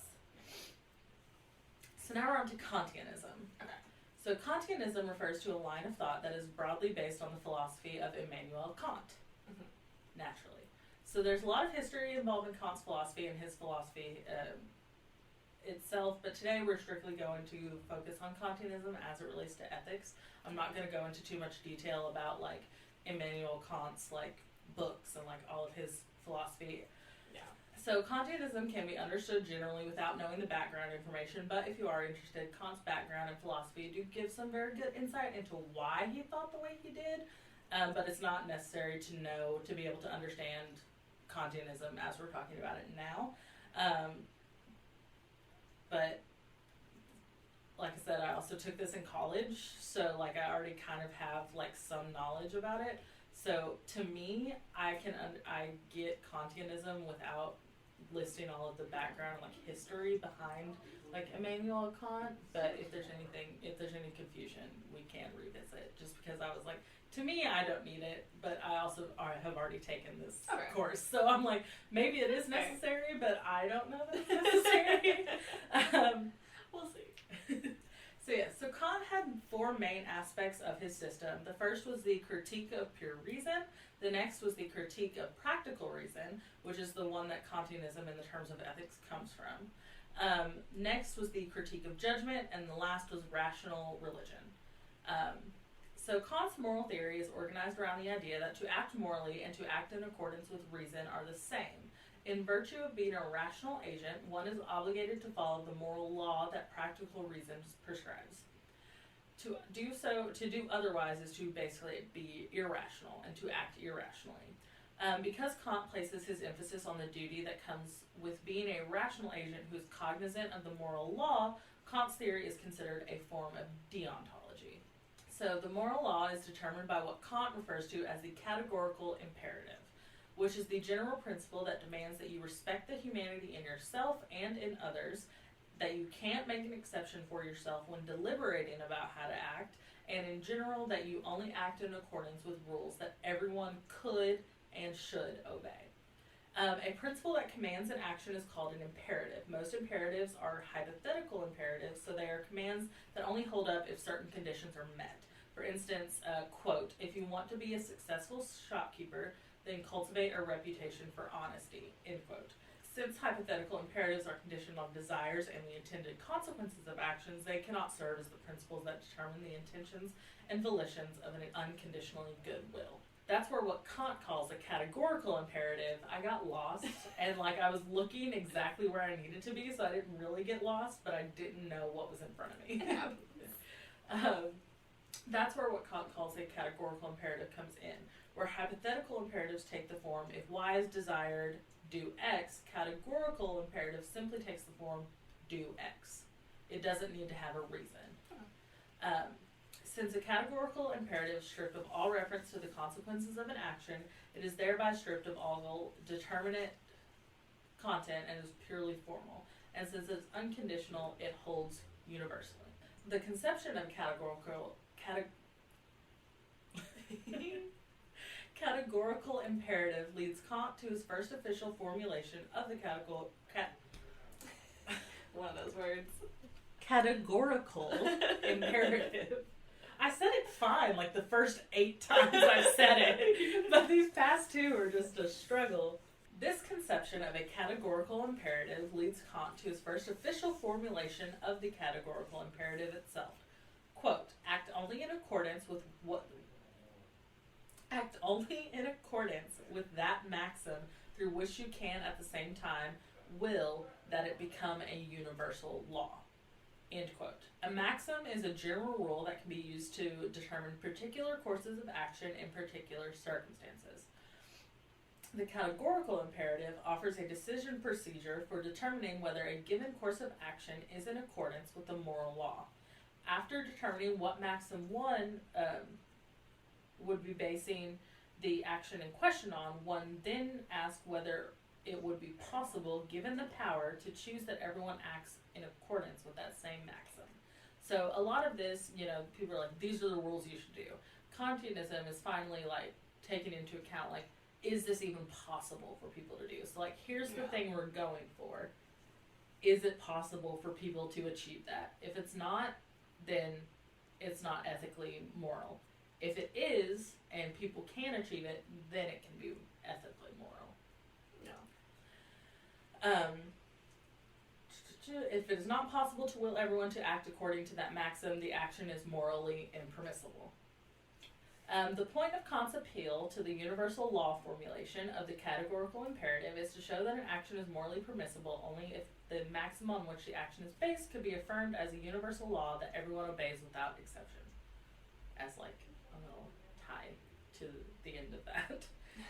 The mark of immorality, then, is that one makes an exception for oneself, or in other words, that one person acts in a way they don't want others to. And then it would be immoral. So, telling people, thou shalt not murder, people can do that. People cannot murder people. It's possible for people to not murder people. Theoretically. But if one makes an exception for themselves to murder, or they don't want other people to murder, but they can murder, then they are immoral. Yeah. Kant's first formulation of the categorical imperative. You can keep that.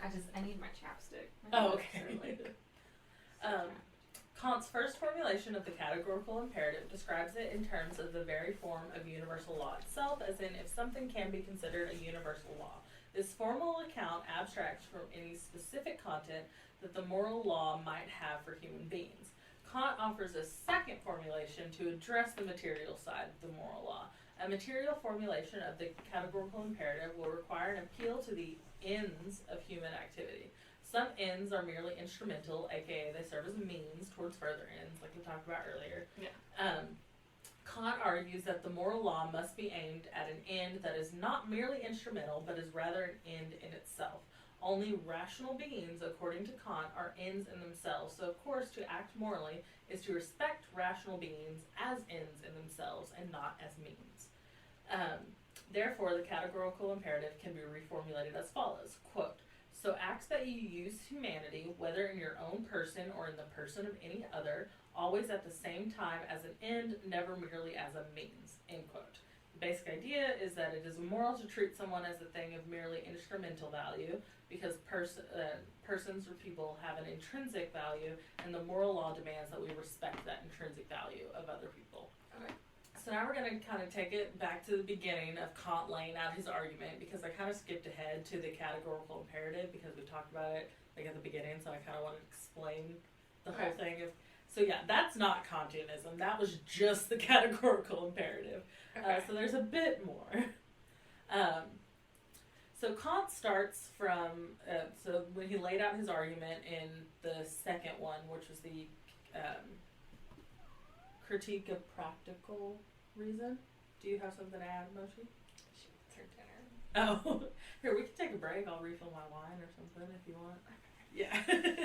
I was like, Mochi, you want to take over? Okay, we're back. Cats are fed, wine is refilled, cider gotten because Brittany ran out of wine. Okay, so Kant starts from the premise that a moral theory must be grounded in what is considered unconditionally good. If something is merely conditionally good, that is, if its goodness depends on something else, then that other thing will either be merely conditionally good as well, in which case its goodness depends on another thing. So anything that is conditionally good has another condition that has another condition that has another condition. So all goodness then must ultimately be traceable to something that is unconditionally good. So when you go all the way back, you've got to find that thing that is unconditionally good. There are many things that we typically think of as good, but are not truly unconditionally good. So power can be good, but it depends on how you use it. Strength of character can be good if your character is good. If you're, got bad character, but you're strong about it, it's not a good thing that you have strength of character. Right. Happiness can be good, but if your happiness comes from murdering other people, then it's not good. Yeah. Generally frowned upon. So Kant argues that there's only one thing that can be considered unconditionally good, and that is a good will. A person has a good will as they form their intentions on the basis of a respect for the moral law, that is the rules for regarding what a rational being ought to do, one's duty. The value of a good will lies in the principles on the basis of which it forms its intentions. It does not lie in the consequences of the actions that the intentions lead to. So, if someone had good intentions, it is considered unconditionally good, even if the consequences/result were negative. And that's where, even though these are both considered normative ethics theory, they differ as far as a consequentialist theory, which is utilitarianism, or a deontological theory, which is Kantianism. Because Kantianism is the intentions, utilitarianism is the consequences. Gotcha. So this is in direct contrast with utilitarianism because I'm Look at you know your notes. Because I'm like, I explain it, because I wrote down my notes in a way that I'm like, this is what I'm laying out, and then I was like, I will do explain it. But then I guess I also explained it in my notes, and I was like, that tracks for you, I feel like. No one's surprised. This is in direct contrast with utilitarianism because, as we talked about, it's a consequentialist moral theory. So its morality lies in whether the consequences were morally right, not the intentions. Yes. The last main part of Kantianism lies in religion, naturally, as all things tend to do. So Kant argued that although we can acknowledge the logical possibility that humans possess free will, that there is an immortal soul and that there is a God, he also argued that we can never have positive knowledge of these things. Okay. So in his ethical writings, he argues that despite the theoretical impossibility of knowledge of these objects, belief in them is nevertheless a precondition for moral action. Accordingly, freedom, immortality, and God are, quote, postulates of practical reason, end quote. So Kant argues that morality and the obligation that comes with it are only possible if humans have free will. This is because the universal laws prescribed by the categorical imperative presuppose autonomy. Kant argues that if we presuppose that humans are rational and have free will, then its entire moral theory follows directly. In the groundwork, that's like one of his writings, not like in the groundwork, but in I gotcha. The groundwork. Kant suggests that presupposition that we are free follows as a consequence of the fact that we have practical reason and that we think of ourselves as practical agents. Quote, anytime I face a choice that requires deliberation, I must consider the options before me as really open. If I thought of my course of action as already determined ahead of time, then there would not really be any choice to make. Furthermore, in taking my deliberation to be real, I also think of the possible outcomes of my actions as caused by me. The notion of causality that originates in the self is the notion of free will. So the very fact that I do deliberate about what actions I will take means that I am presupposing that my choice is real and hence that I am free. End quote. In the second critique Kant offers a different argument for the reality of freedom. He argues that it is a fact of reason that the categorical imperative obligates us as rational beings. In other words, all rational beings are at least implicitly conscious of the bindingness of the moral law on us. So since morality requires freedom, it follows that if morality is real, then freedom must be real too. Thus, this fact of reason allows for an inference to the reality of freedom. Kant's arguments for immorality and God as postulates of practical reason presuppose that the reality of the moral law and the freedom of the will have already been established, and they also depend on the principle that ought implies can. One cannot be obligated to do something unless it is actually doable. According to Kant, the ultimate aim of the rational moral agent should be to become perfectly moral. We are obligated to strive to become ever more moral. However, Kant holds that moral perfection is something that finite rational agents such as humans can only progress towards and not actually attain in any finite amount of time, and certainly not within any one human lifetime. Thus, the moral law demands an endless progress towards complete conformity of the will with the moral law. The belief that one should strive towards moral perfection presupposes the belief in the immorality of the soul. Kant's arguments about belief in God also involves an elaboration of the notion of the highest good at which all moral action aims. According to Kant, the highest good, that is the most perfect possible state for a community of rational beings, is not only one in which all agents act in complete conformity with the moral law. It is also a state in which these beings are happy. So the highest good will involve a situation in which everyone acts in complete conformity with the moral law, and everyone is completely happy because they deserve to be. Okay. So kind of like in what I think he's kind of describing heaven. You know, like everyone, like once you die, you go to heaven. You because in the Bible they say that heaven is where you are like at your peak. Like when your soul ascends, you don't ascend to where you died. You ascend as your most like perfect self. Yeah. Whether mental happiness, physical health, you ascend in that perfect. But if you go to heaven, you also deserve to be there because the Bible has very strict rules about who is allowed to go to heaven and who is not. But that's not kind of, yeah, not me either. I'm already out. Out for a while. Although happiness is connected to morality at the conceptual level, when one deserves happiness, there's no natural connection between morality and happiness. Thus, if the highest good in which happiness is proportioned to virtue is possible, then somehow there must be a way for the laws of nature to eventually lead to a situation in which happiness is proportioned to virtue. Therefore, the possibility of the highest good requires the presupposition that the cause of the world is intelligent and powerful enough to set nature up in the right way, and also that it wills in accordance with justice that eventually the laws of nature will indeed lead to a state in which the happiness of rational beings is proportioned to their virtue. This intelligent, powerful, and just cause of the world is what traditionally goes by the name of God. Hence, God is a postulate of practical reason. So that's Kantianism. Okay. Ethical intuitionism is next. Okay. Ethical I keep wanting to say institutionism, but it's not. It's ethical intuitionism. So ethical intuitionism has had at least two distinct contemporary uses. Firstly, intuitionism between the 1860s and 1920s was another name for unranked pluralism, the doctrine that there is a plurality of moral principles, none of which is more basic than any other. Intuitionism, in this sense, is called methodological. I don't know how to say ological words. I just don't know. Methodological. Sure. Intuitionism. Okay. So I really struggle with these words, and there's a lot in here.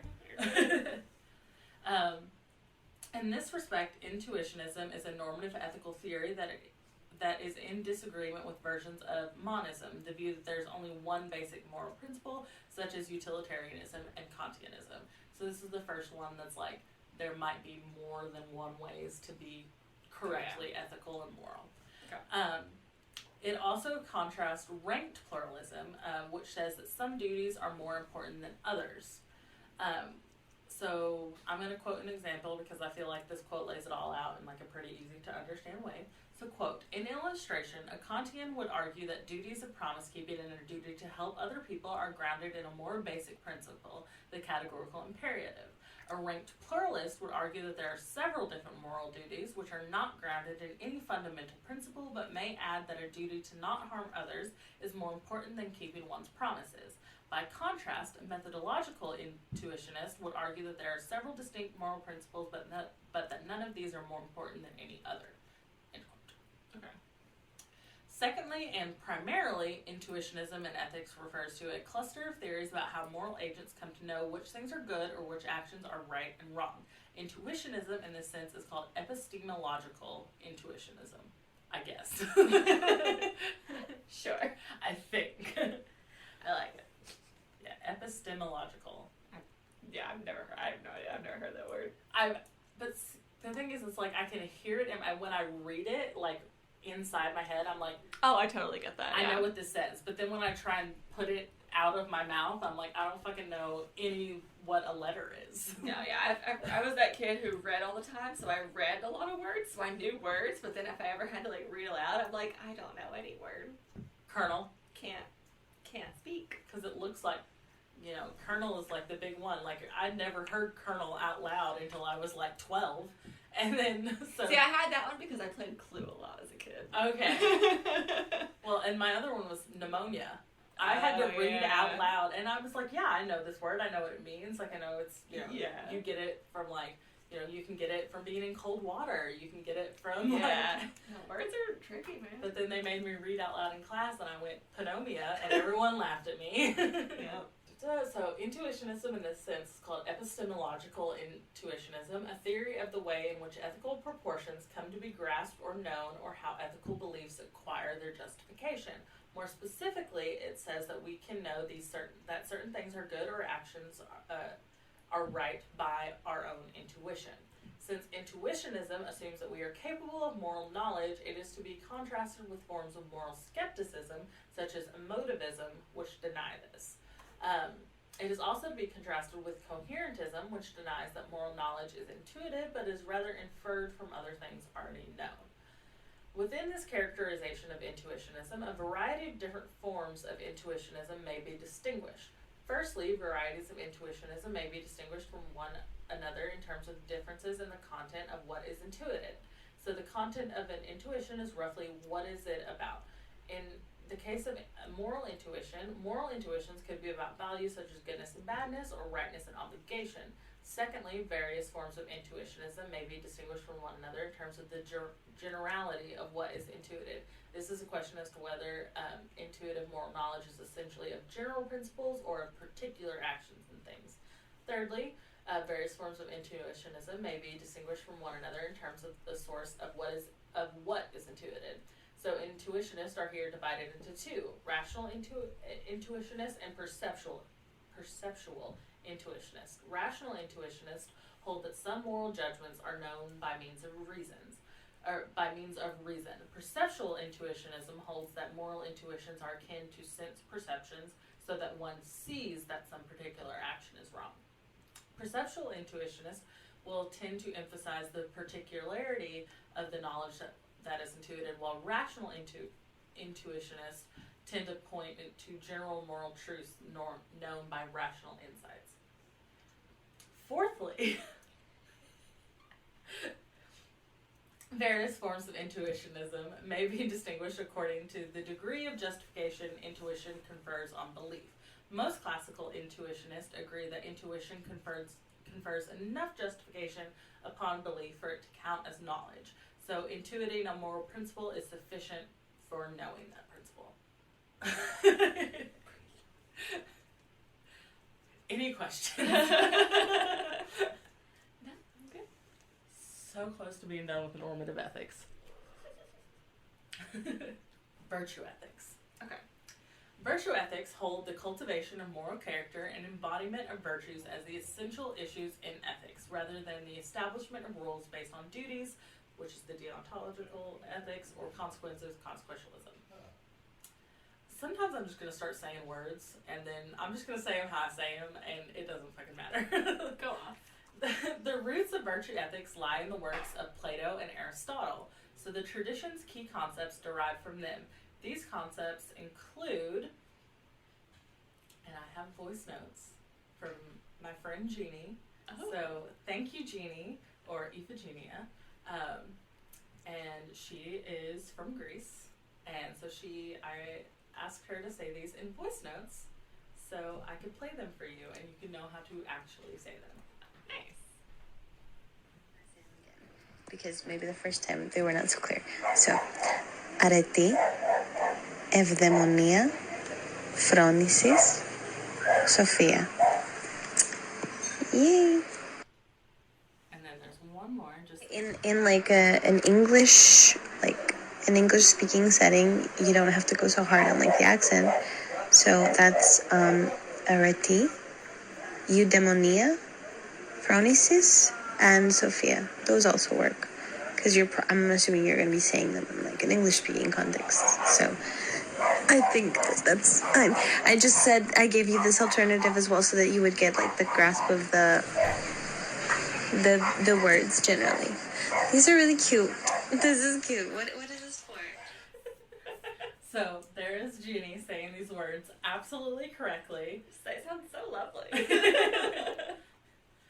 So these concepts include arete, which is virtue, eudaimonia, or happiness or human flourishing, phronesis, which is practical wisdom.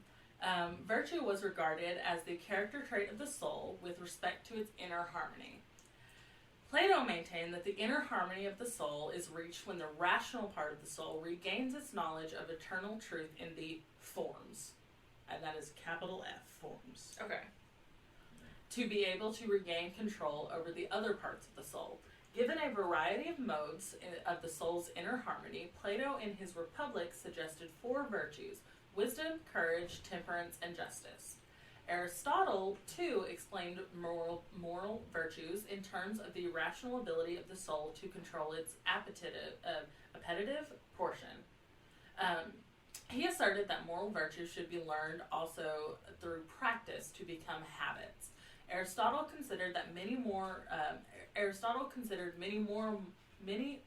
moral virtues than Plato, and included virtues such as magnificence, liberality, friendship, sincerity, and self-respect. Aristotle, You're saying a lot of words. You're going to twist it up. Aristotle also argued that each moral virtue is a mean between 2 corresponding vices. For example, the virtue of courage is a mean between the 2 vices of cowardness and foolhardiness, where cowardice is the disposition to act more fearfully than the situation deserves, and foolhardiness is the disposition to show too little fear for the situation. Courage is the mean between the 2. Yeah. Aristotle categorized intellectual virtues, which consist of purely rational abilities of the soul unrelated to controlling the appetitive part, and the most important of which are philosophical wisdom of first principles, Sophia, and practical wisdom of good, phronesis. While moral virtues can lead us to happiness, eudaimonia, intellectual virtues constitute even higher forms of happiness. Okay. With the ascendancy of the deontology of Kant and the utilitarianism of Bentham, virtue ethics moved to the background. But virtue ethics was revived around the middle of the 20th century. Its contemporary revival is traced to the British philosopher G.E.M. Anscombe, who argues that duty-based conceptions of morality are incoherent because they are based on the idea of a law, but without a lawgiver. So she recommends a return to the virtue ethical theories of the ancients, particularly Aristotle, which ground morality in eudaimonia. One of the most notable developments in the late 20th century is the ethics of care, and this is part of virtue ethics, but it's like a separate branch. It was initially developed by psychologist Carol Gilligan from a feminist perspective, while deontological ethics and utilitarianism emphasize universality, justice, and impartiality. to be impartial. Ethics of care emphasizes the importance of relationships, the emotional aspect of human beings, and the importance of family as the ground to cultivate moral virtues. Ethics of care is sometimes called ethics of love or relational ethics. Traditional ethical theories presuppose that a moral agent is an autonomous, independent individual. Care ethics, however, points out the fact that a human being is essentially dependent on others. Children are dependent on parents, and the elderly are dependent on their children or other caretakers. Each human being goes through a process of dependency according to his or her age or physical or mental conditions. Human life presupposes and is possible only by the care and support humans offer to each other. Traditional ethics are built upon the primary of reason. They value reason as a stable faculty of mind over emotion, which they viewed as unstable, changeable, ephemeral, Yeah. and less important. So the traditional ones, like the utilitarianism, Kantianism, they were like, yeah, emotions are unstable and they change. So the faculty of your mind is more important. But care ethics recognizes the value of reason. It also recognizes the importance of feeling or emotion and related virtues such as benevolence, compassion, sensitivity, responsiveness, and sympathy. Traditional theories focus on establishing abstract universal rules and principles in consideration of impartiality. Yet in human life, not all human relationships are equal. For example, while caring for all children on the earth is noble, caring for one's own child is an immediate and direct responsibility of the parent. Care ethics recognizes the importance of limited impartiality and prioritization of human relationships. The concept of a person in traditional ethical theories tends to view the individual as independent, isolated, rational, and self-interested, whereas care ethics views a person as interdependent, integral, and relational. The virtue theorist can be interpreted as arguing that Kantianism and utilitarianism neglect or distort the notion of morally admirable motivation, and that they give an inadequate account of the morally good or virtuous person. This raises a question as to whether virtue ethics should be understood as supplementing the other normative theories of right action, or whether it competes directly with them. A virtue theory of the type which aims as a supplementary role can be called moderate virtue ethics, and a virtue theory of the type which aims to be a direct competitor can be called radical virtue ethics. On the moderate conception, the importance of virtue theory is to provide an account of moral motivation, of moral character, that will complement the other normative theories of right action. Moderate virtue ethics does not try to tell one what to do, it plays a contemporary role. Principles of right action are still understood as justified by Kantian or utilitarian theories, whereas on the radical conception, virtue ethics is able to provide principled guidelines about what we should do. This is to say that virtue ethics can also function as a theory of right action in of itself. If this were so, then virtue ethics would then be a complete moral theory. It could help people ascertain what they ought to do and describe the valuable states of character they want to develop. Radical virtue ethicists argue that right actions may be defined in terms of virtuous states of character. The idea here would be that it is right to do X because that would be honest, or it is right to do X because that would be courageous. One objection commonly made against radical virtue ethics is that it is not able to properly explain why a state is a virtue without invoking moral rules. Okay. So that's normative theory. That's normative ethics. We're done with that part. Okay. Meta-ethics. Okay. So meta-ethics is sometimes known as analytic ethics. Is the branch of ethics that seeks to understand the nature of ethical properties and ethical statements, attitudes, and judgments. As we discussed, normative ethics addresses such questions as which things are morally or ethically good or bad and what we should do, whereas meta-ethics addresses such questions as what is moral or ethical goodness, and what does it mean to say that something is good. So there are two things that meta-ethics can be broken up into, which is moral realism and moral anti-realism, and then you've got the third type, which isn't part in either one of them, and it's not non-cognitivism, cognitivism, Cognitivism? Okay. I was supposed to write it down here when I broke it up into 3 parts, but I didn't. So now I can't read it, and I'm like, how do you say it? And I'm trying to picture it in my head, and I can't sound it out because I'm like, it's cognitivism, but I think. Okay. Moral realism holds that there are objective values. Realists believe that evaluative statements are factual claims which are either true or false, and that their truth or falsity does not depend on our beliefs, feelings, or other attitudes. Moral realism can be split into 2 variants itself. Ethical intuitionism and ethical non-naturalism, which is not the same as it's like it goes into the ethical intuitionism that we talked about earlier, but it's the meta-ethics part of ethical intuitionism. So it's still its own separate thing, but they do go together in a sense. So yes, ethical intuitionism and ethical non-naturalism hold that there are objective, irreducible moral properties such as the property of goodness, and that we sometimes have intuitive awareness of moral properties or of moral truth.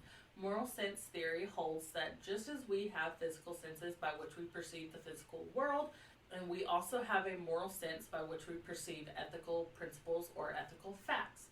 These are forms of cognitivism that hold that moral statements can be known to be true or false immediately through a kind of rational intuition. Okay. You did. I'm so sorry. Some of these words are so hard. Words are hard. Yeah, because they're really not hard to understand. Because, like, I can think of, like, you know, like, it's so hard for me to say impartiality. Yeah. But I know what impartial means. Like, Yeah. I understand the word that it's, but I just, and like, That's the frustrating part, yeah. And like cognitivism, I understand, you know, you think of the brain, your mind is like, you've got like active cognition and like, but trying to say cognitivism is just a struggle. I get it, that's fair. My mouth just doesn't make those noises. Okay. So, ethical naturalism holds that there are objective moral properties, but that these properties are reducible to entirely non-ethical properties. Most ethical naturalists hold that we have empirical knowledge of moral truth. Several say that moral knowledge can be gained by the same means as scientific knowledge. Naturalism presumes that nature is in principle completely knowable. There is in nature a regularity, unity, and wholeness that implies objective laws. Aristotle can be understood as having been an ethical naturalist because he argued that just as there is a nature for each animal, there is a nature for humans, and ethics consist of developing human virtues in conformity with human nature. Naturalists simply assert that nature is reality, the whole of it. There is nothing beyond, nothing other than, no other world of being. Although naturalism denies the existence of truly supernatural realities, it makes allowance for the supernatural, provided that knowledge of it can be had indirectly. It's basically saying that natural objects can be influenced by these so-called supernatural entities in a detectable way. Okay. While naturalism has often been equated with materialism, it is much broader. Materialism is naturalistic, but naturalism is not inherently materialistic. Okay. Naturalism has no ontological preference, so it doesn't have any bias toward any particular set of categories of reality. Dualism and monism, atheism and theism, idealism and materialism are all compatible with naturalism. So long as all of reality is natural, no other limitations are put on it at all. And then you've got moral anti-realism. Moral anti-realism holds that there are no objective values. Moral anti-realism can be split into 3 variants. Subjectivism, non-cognitivism, and error theory are the only forms of anti-realism. If there are no objective values, this must be either because ethical statements are subjective claims because they are not genuine claims at all, or because they are mistaken objective claims, respectively. The only alternative is for ethical statements to be correct objectives claims, which would be moral realism. So, ethical subjectivism holds that moral statements are made true or false by the attitudes and or conventions of observers. There are several different versions of subjectivism. One being moral or ethical relativism is the view that for a thing to be morally right is for it to be approved of by society. This leads to the conclusion that different things are right for people in different societies and different periods in history. This view is usually based on a mistaken inference that moves from an observation that different societies do in fact believe in or hold to different norms to the conclusion that people should or ought to hold to the norms that their society actually does hold. The divine command theory holds that right and wrong, good and evil, just and unjust are determined not by nature or human intuition, wish, desire, or reason, but by the will or decree of a transcendent deity.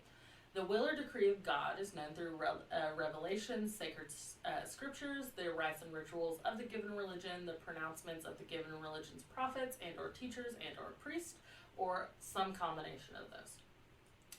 Individualist subjectivism states that there are as many distinct scales of good and evil as there are people in the world.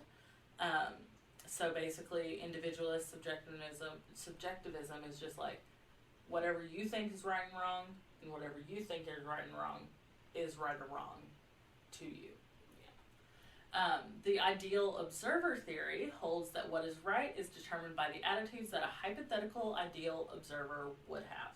An ideal observer is usually characterized as a being who is perfectly rational, imaginative, and informed, and so this hypothetical observer is the end-all be-all of moral truth. Okay. Non-cognitivism holds that, which is the next part of moral anti-realism, holds that ethical sentences are neither true nor false because they do not assert genuine propositions.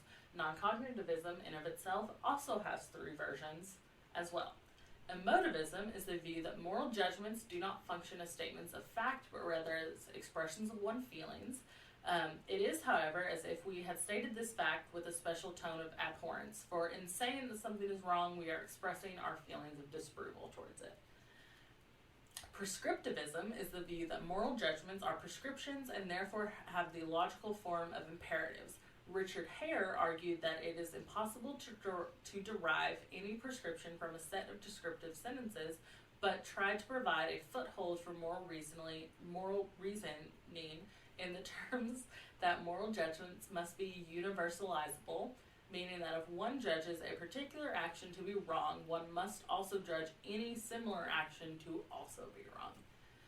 Quasi-realism holds that ethical statements behave linguistically like factual claims and can be appropriately called true or false, even though there are no ethical facts for them to correspond to. It claims that ethical sentences do not express propositions. Instead, ethical sentences project emotional attitudes as though they were real properties. And then lastly, we have error theory. Error theory holds that ethical sentences are generally false. Error theorists hold that there are no objective values, but an error theory is not anti-realism. It's a third separate thing. Okay. Error theory holds that ethical sentences are generally false. Error theorists hold that there are no objective values and that the claim that there are objective values is part of the meaning of ordinary ethical sentences. That is why, in their view, all ethical sentences are wrong. Error theory also is referred to as moral skepticism or nihilism. Nihilism, I say it both ways. I've heard it both ways. I just, depending on the day, I'm just like, whatever. I've heard it both ways recently because I watched an ethics video recently. So did you? Well, it's related to one of my favorite video games. Okay, it's a whole thing. You'd probably like the video. It would ruin the game, but I don't think you'd ever play it. Although I think you would love it for an ethics point of view. But there's a lot of like hard battle stuff. Oh, okay. But I can send you the video. It's pretty good. Well, we can play it on the YouTube channel, maybe. It's a long game. Oh, okay.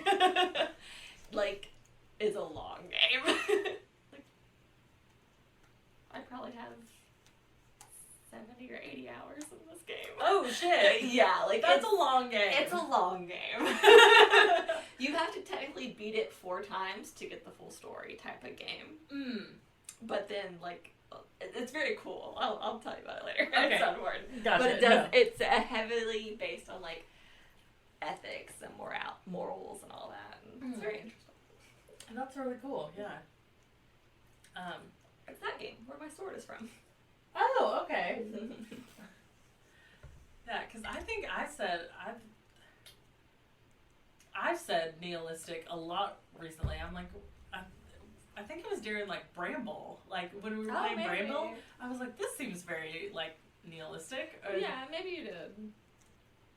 But also nihilistic is like my favorite word. I'm like, anytime something, I'm like, I say it just to say it. I just love that word.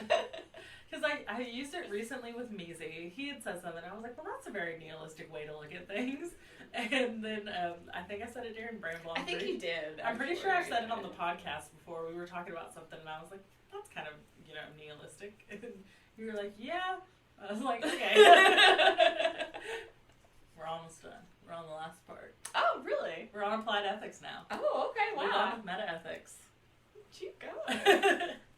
I'm rolling through it. Yeah, I'm We're trying not to interrupt you or anything, so I'm like, I know you have a lot to get there. So if I'm being very quiet, it's also because I do feel like I'm in school, so I'm just trying to listen. Also, like, I was like, do you have any questions? Do we need to go over anything? No, I mean, I'm good, but I am just, like, actively listening, so I'm not talking a lot. I am the teacher, she is the student. I am. I'm afraid there's a test at the end, like, I gotta know everything. I hope everyone's taking notes. I feel like I should be. We'll put up a test on Instagram after this is over, and whoever... Hey, if you want to make one, go If you get a 100%, you get the Play-Doh is for the gays cup that Brittany made. Yeah, I can do that. If you want. I'm kidding. No, I do not want to make a test. No. I was like, if you want to do it, go for it. I will do a giveaway. No, because I want that cup. You create an alias, you take the test, and you get 100. I'm like, I'm the one who said Play-Doh was for the gays. I should get the cup. I'll give you the cup if you want the cup. I didn't know you wanted the cup. It's okay. We still need to make our other merch. I know Lexi's got a cricket, so I've been thinking about trying to talk to her about making shirts and stuff, at least for the two of us. You know that. I know, I didn't know you had a I cricket. didn't think I made my books. I don't know. How do you think I made the cup? Stickers? I have a cricket. You goofball. I don't know. You got this. We're so close. But just so you know, business ethics, there's a lot to it. Okay. I cut a lot of it out, and it's still probably the longest part of what I've got coming up next. It's a name like business ethics. What do you expect, I guess? So, applied ethics deals with ethical questions specific to a professional, disciplinary, or practical field. Subsets of applied ethics include medical ethics, environmental ethics, bioethics, business ethics, legal ethics, and tons more. Sure, yeah. Many analytic philosophers did not focus on normative or practical ethical questions during the early part of the 20th century. However, throughout the century, issues such as pollution, human rights abuses, abortion, human cloning, poverty, etc. raised pressing ethical questions, and applied ethics became an important field of philosophy. Because of the complexity of each ethical issue, a philosopher has to also consider questions of metaphysics, epistemology, and theories of human nature. There are usually two approaches taken in applied ethics. The first is to apply ethical principles such as utilitarianism and deontological ethics to each question. Philosophers attempt to revise classic formulations of ethical principles in order to apply them to current ethical questions. The second is to generate a situation-based discourse that uses multiple ethical theories. This case-based reasoning can be called casuistry. Casuistry. Oh, I know, yeah. Casuistry. It almost sounds because I want to say it with like a French accent because it's got the "sweet" in the middle, like. But then it's case-based related, so I'm like casuistry. Case-istry. So, yeah, that does not begin with theory. Rather, it starts with the immediate facts of a real and concrete case. While casuistry makes use of ethical theory, it does not view ethical theory as the most important feature of moral reasoning. Instead of starting from theory and applying theory to a particular case, Case Swiss start with the particular case itself and then ask what morally significant features, including both theory and practical considerations, ought to be considered for that particular case. Applied ethics can be found in almost all kinds of professional fields or social practices. While medical ethics, environmental ethics, bioethics, business ethics, and legal ethics are major subfields, applied ethics is found in human rights, war, media, communication, sports, academic research, publication, and a ton of more areas. Right. So, medical ethics is what we're going to start with. Okay. Medical ethics, also known as healthcare ethics or as biomedical ethics, is a field of applied ethics. Medicine and healthcare deal with human health, life, and death, and medical ethics deal with ethical norms for the practice of medicine and healthcare, or how it ought to be done. So the concerns of medical ethics are among the most important and consequential in human life. Part of the importance of medical ethics comes from the fact that members of the medical and healthcare professions are granted powers and privileges that are not granted to people not in those fields. So, like, basically they have human life in their hands. Yeah. Problems of healthcare ethics arise for numerous reasons. One is the power of physicians over human life and death, and the potential for physicians and other healthcare workers to misuse this power or be careless with it. Another reason for the rise of problems of ethics in healthcare comes from the development and growth of healthcare technology.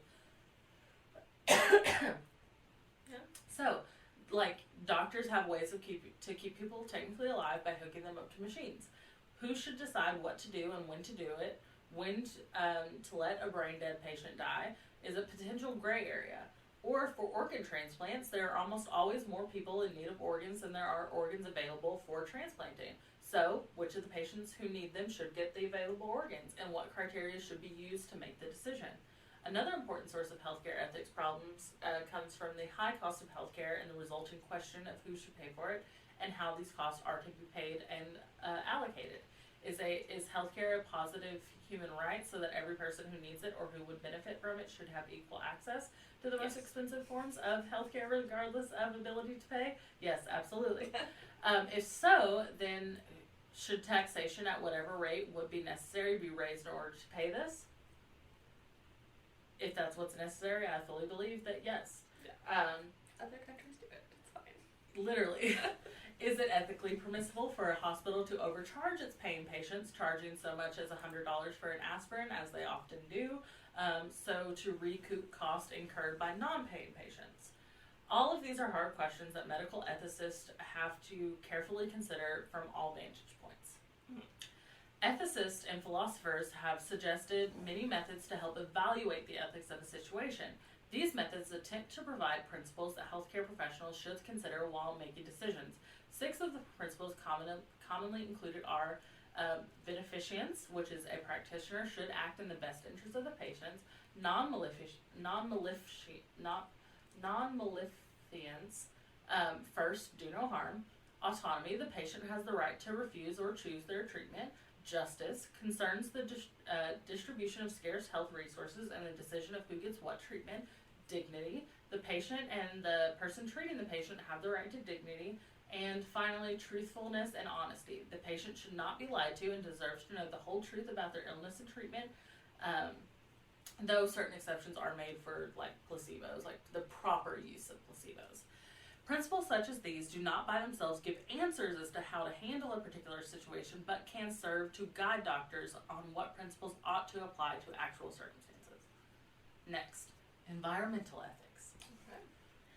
Environmental ethics is the next branch of applied ethics and is part of environmental philosophy. It developed out of 3 insights. First, that ethics cannot be built without the consideration of natural beings, nature, or the earth, because all beings on earth are interconnected. Second, that the scope of ethics should include future consequences, so ethics should have an intergenerational outlook. Third, that proper ethics cannot be built without recognizing that human life is only possible given the proper condition of the earth. While traditional ethics has had an exclusive focus on human beings, environmental ethics is based on concern for nature. So, environmental ethics attempts to develop theories based upon 3 major concerns: preservation of the natural environment, development of intergenerational ethics, and recognition of the earth as a unique, indispensable environment. Primary theories are anthropocentric, and they focus on the sustainable development of nature, which is the basis of many of the efforts at the United Nations. There have been a number of scholars who've categorized the ways in which humans value and preserve their natural environment, those ways being conservation ethics, libertarian extension, and the ecologic extension. Conservation ethics looks only at the worth of the environment in terms of its utility or usefulness to humans. It is the opposite of deep ecology, hence it is often referred to as shallow ecology, and argues for the preservation of the environment on the basis that it has extrinsic value to the welfare of human beings. Conservation is therefore a means to an end and is purely concerned with mankind and intergenerational considerations.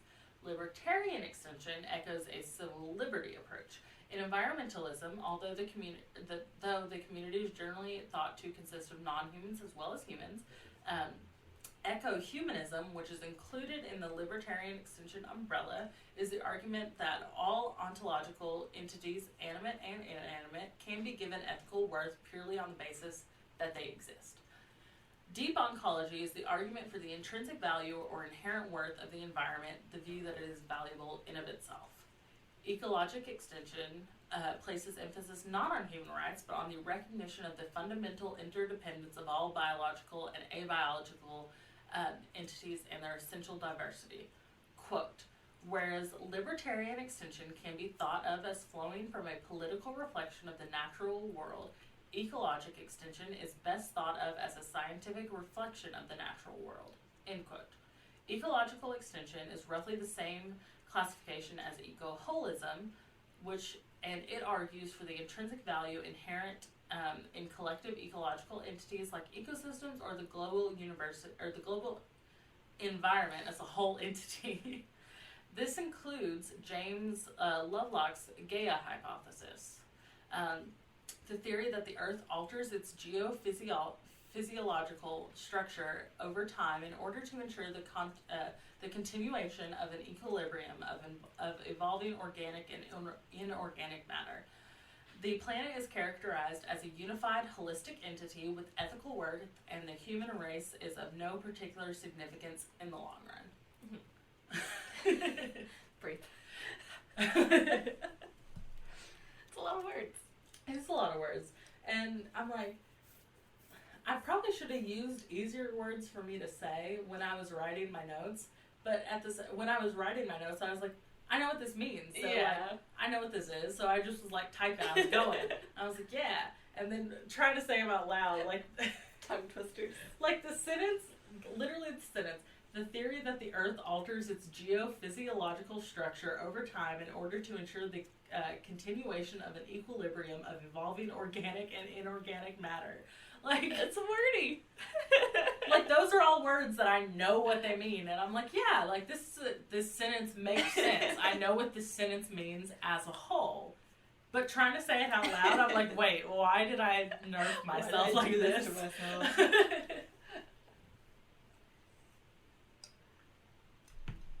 Okay. Bioethics. Okay. So, bioethics is a little different because it is the philosophy that integrates biology, ecology, medicine, and human values. So, in a broader sense, the best way to describe bioethics is that it encompasses biomedical ethics and environmental ethics, which we've kind of talked about. But this is the one that kind of groups them together and makes them interact with one another. So bioethics concerns are with the ethical questions that arise in the relationships between biology, medicine, history, social science, politics, law, philosophy, and theology. The future of bioethics is still evolving, with advocates calling for deep bioethics, where the moral, because like we talked about earlier, we had deep ecology and shallow ecology. Yeah. So now they're calling for deep bioethics. Okay. Where the moral status of non-human forms of life are considered. Deep bioethics is perhaps more challenging to secular bioethicists than even global ethics because it values intuition and bases some of its ethical conclusions on a spiritual connection with nature. Some of the major focuses on present-day bioethics include attitudes necessary for sustaining life on this planet implications of genetic technology, new models for health with an emphasis on wellness, and lessons from the spiritual traditions to create a better world. So as bioethics is still like developing and like, you know, figuring itself out, there isn't like a whole lot, but there is like a ton of issues that are considered under the bioethical umbrella. And so I'm just going to read some of those out to you. Okay. I'm like, thank God, we got a list. I just got to list shit. So, bioethical issues include abortion, animal rights, artificial insemination, artificial life, assisted suicide, blood plasma trade, brain-computer interface, cloning, consent, cryonics, eugenics, euthanasia, human and non-human, gene therapy, genetically modified food, human cloning, human genetic engineering, life extension, life support, medical torture, nanomedicine, pain management, population control, psychosurgery, recreational drug use, reproductive rights, spiritual drug use, stem cell, whether it's the creation of stem cells, stem cell research, using stem cells, suicide, sustainability of the planet, and transhumanism. And that's just some of them. Yeah. There are like tons more, but that's kind of like the general consensus of like things that can be considered bioethical. Because yes, it's got the medical ethics and biomedical ethics and environmentalism ethics all wrapped into one. But bioethics considers all of these things from the view of medical ethics and environmentalism ethics, like looking at it from both lenses. I gotcha. Okay, business ethics. Okay. We've only got 2 more things to go, guys. We got business ethics and legal ethics, and then we're done. Hey. So, business ethics deals with ethical rules and principles within a business or commercial context. The various moral or ethical problems that can arise in a business setting, and any special ethical duties or obligations that apply to people in business. Business ethics can be examined from various perspectives, including the perspective of the employee, the commercial enterprise, or society as a whole. Often situations arise in which there is conflict between one or more of the parties, and serving the interest of one party can be a detriment to the other. Some ethicists see the principal role of ethics as the harmonization and reconciliation of conflicting interests.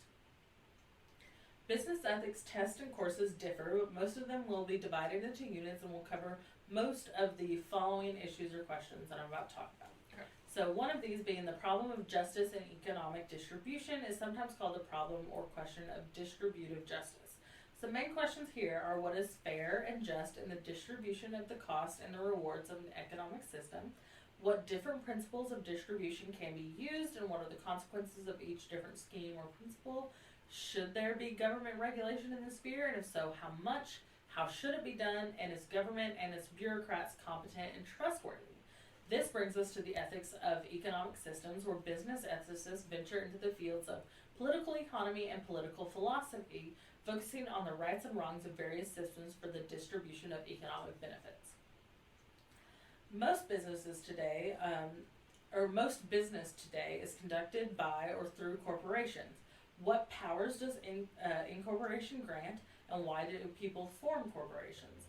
A major issue here is known as the question or problem of corporate social responsibility.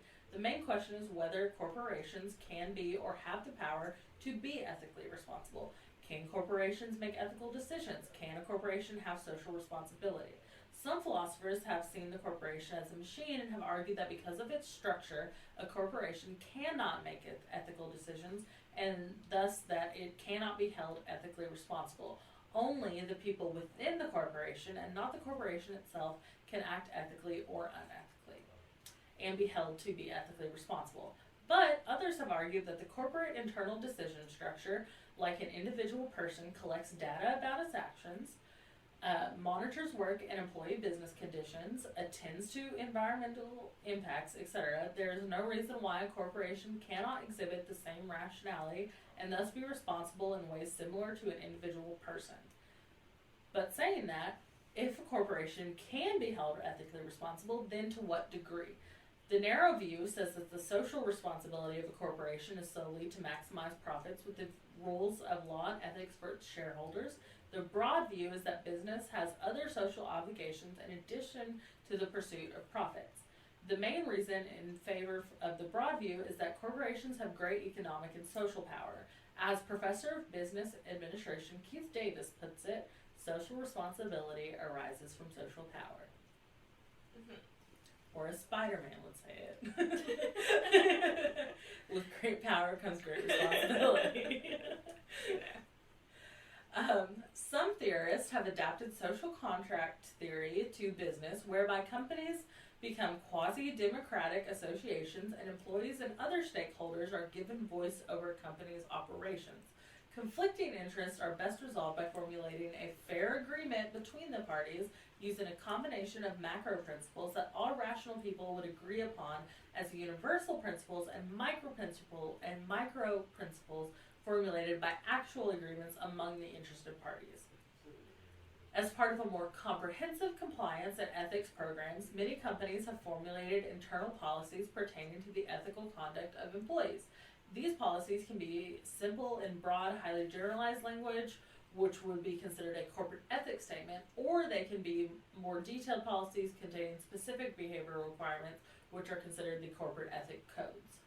They are put in place to identify the company's expectations of workers and to offer guidance on handling ethical problems that may arise in the course of doing business. A number of companies require employees to attend seminars regarding business conduct, which include discussion of the company's policies, specific case studies, and legal requirements.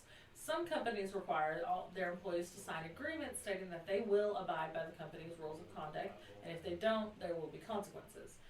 Not everyone supports corporate policies that govern ethical conduct and instead say that ethical problems are better dealt with by depending on employees to use their own judgment. Others believe that corporate ethics policies are primarily rooted in utilitarian concerns and that they are mainly to limit the company's legal liability or to curry public favor by giving the appearance of being a good corporate citizen. Sometimes there is a disconnection between the company's code of ethics and the company's actual practices. At worst, this makes the policy duplicitous, and at best, it's merely a marketing tool. Yes. So a lot of these I have a lot of opinions on, as far as like medical ethics go and business ethics go, and like even going back to like Kantianism, utilitarianism. Like I have my own personal thoughts about like stuff like this, but I wanted to keep this as like, what's the word? Impartial and objective as possible. Just like, this is what it is. Yeah. Do people do this? Do I think that people in business ethics are doing a great job at what they're supposed to be doing? No. But this is what they're supposed to be doing. This is how it's supposed to be going. Yeah. So I'm just kind of keep it very educational rather than opinionated. Like a college class. Yeah, like a college class. Give me my doctorate. I'll teach. To be successful, most ethicists would suggest that an ethics policy should be 1. Given the unequivocal support of top management by both word and example.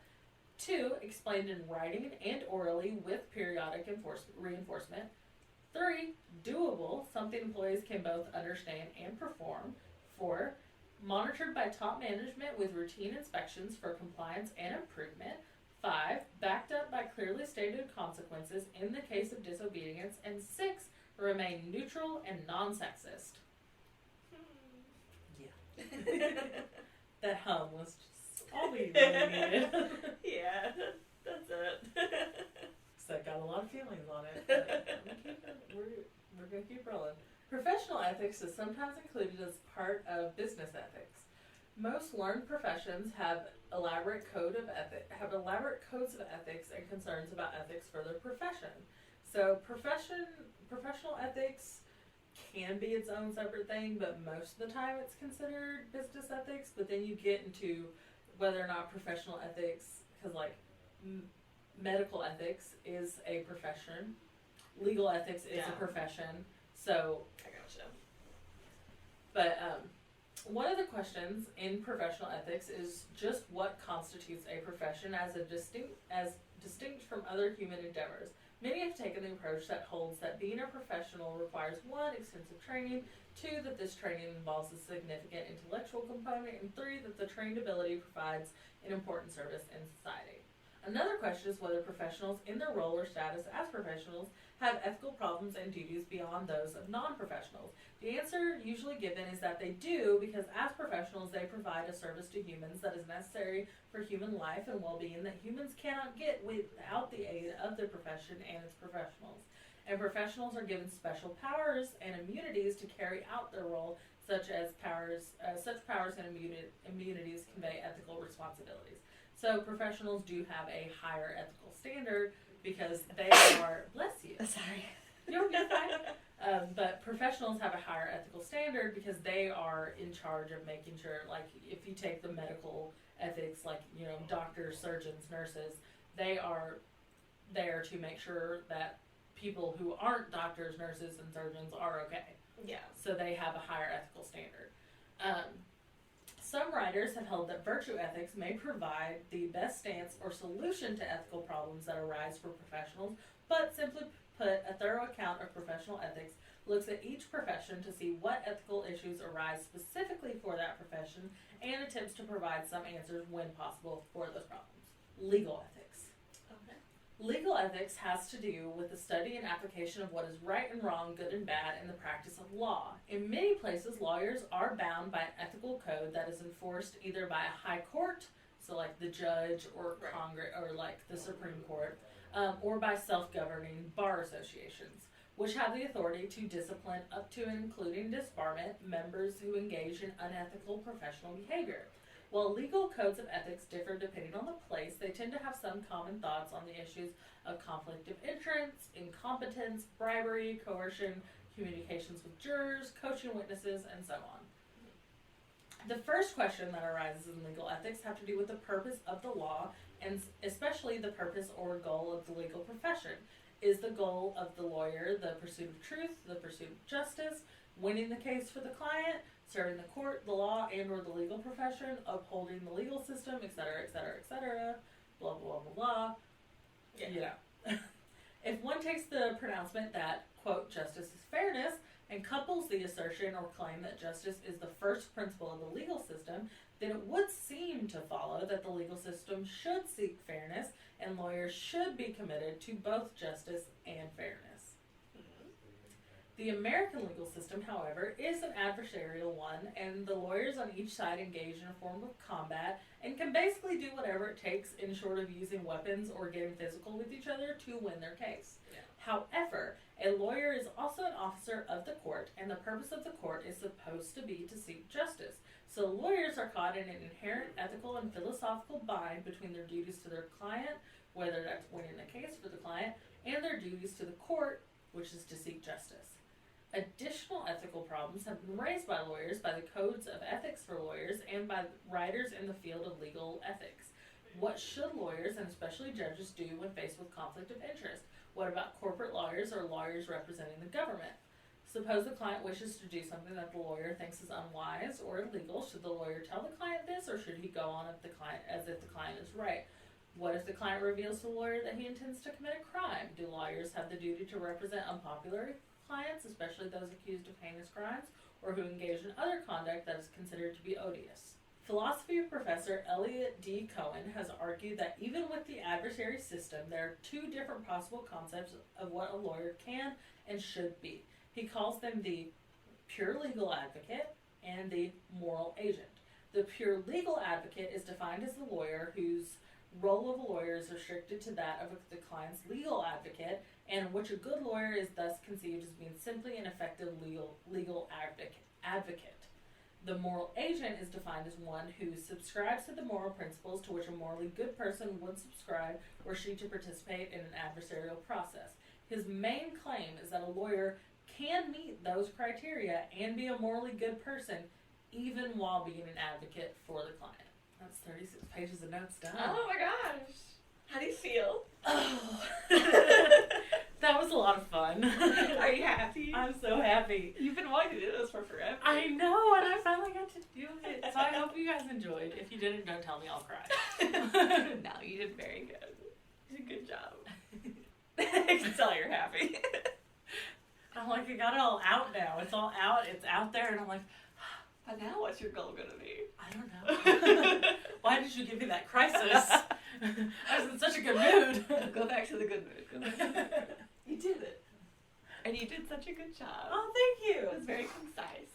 Yeah, I tried to keep it, like I said, as objective and as strictly factual as I could. Not like a lot of opinions. Not like it was just. Oh, I think you did. Yeah. This is what it should be. This is it was just strictly supposed to be educational. Yeah. I would say you nailed it.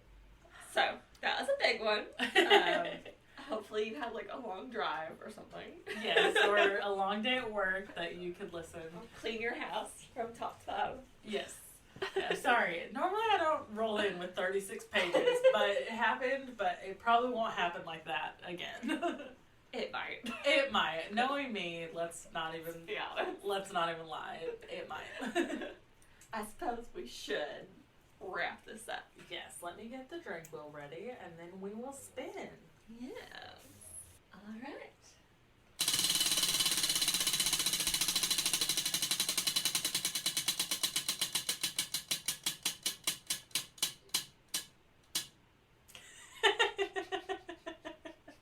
What do you think? Let's fucking do it. Yeah? Yeah, let's do it. Well, hope you guys like school. I get to teach again next week. Yes. So, we got psychology, Skylar's favorite. I was just like, well, that just probably won't happen again, another 36-page, but it very well could. This wheel likes to fuck with us, I swear. It's listening. The wheel is sentient. Swear to God. Considering we hadn't got wine in a while, and we've been thinking about it, next week we're drinking white wine. So it's a Skylar week. Let's fucking go. Wow, okay. I have no clue what the fuck I'm going to do, but I'll figure something out. I don't know what I'm going to do either. There's so many things I could do. That's why I'm like, I've already done sleep. I've already done abnormal psych. I've done the parts of the brain. And I think that's it, because we've only had 3 episodes of psychology so far. So yeah. But there's so much more to talk about. I've got a whole notebook full of notes from my AP psychology class. She's out here just like twiddling her little fingers together. Like a mad scientist.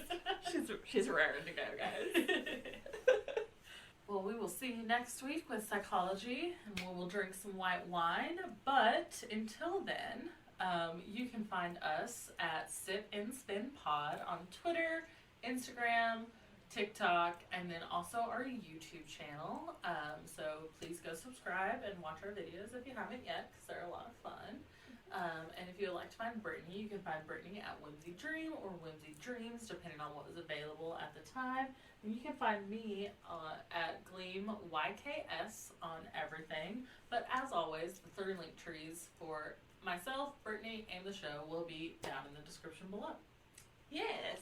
Sorry, Motu is laying in like the paint me like one of your French girls pose over there, and I was. You were very distracted.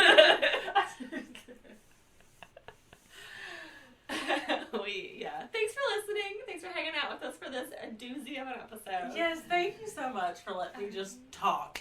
Yeah. Which I guess is kind of the point of the podcast, but also thank you. She's been wanting to do this for a long time, and she finally got to do it. So we're all very happy for Skylar. And yeah, we will sip with you next week for school again. School a la Skylar. Okay, bye.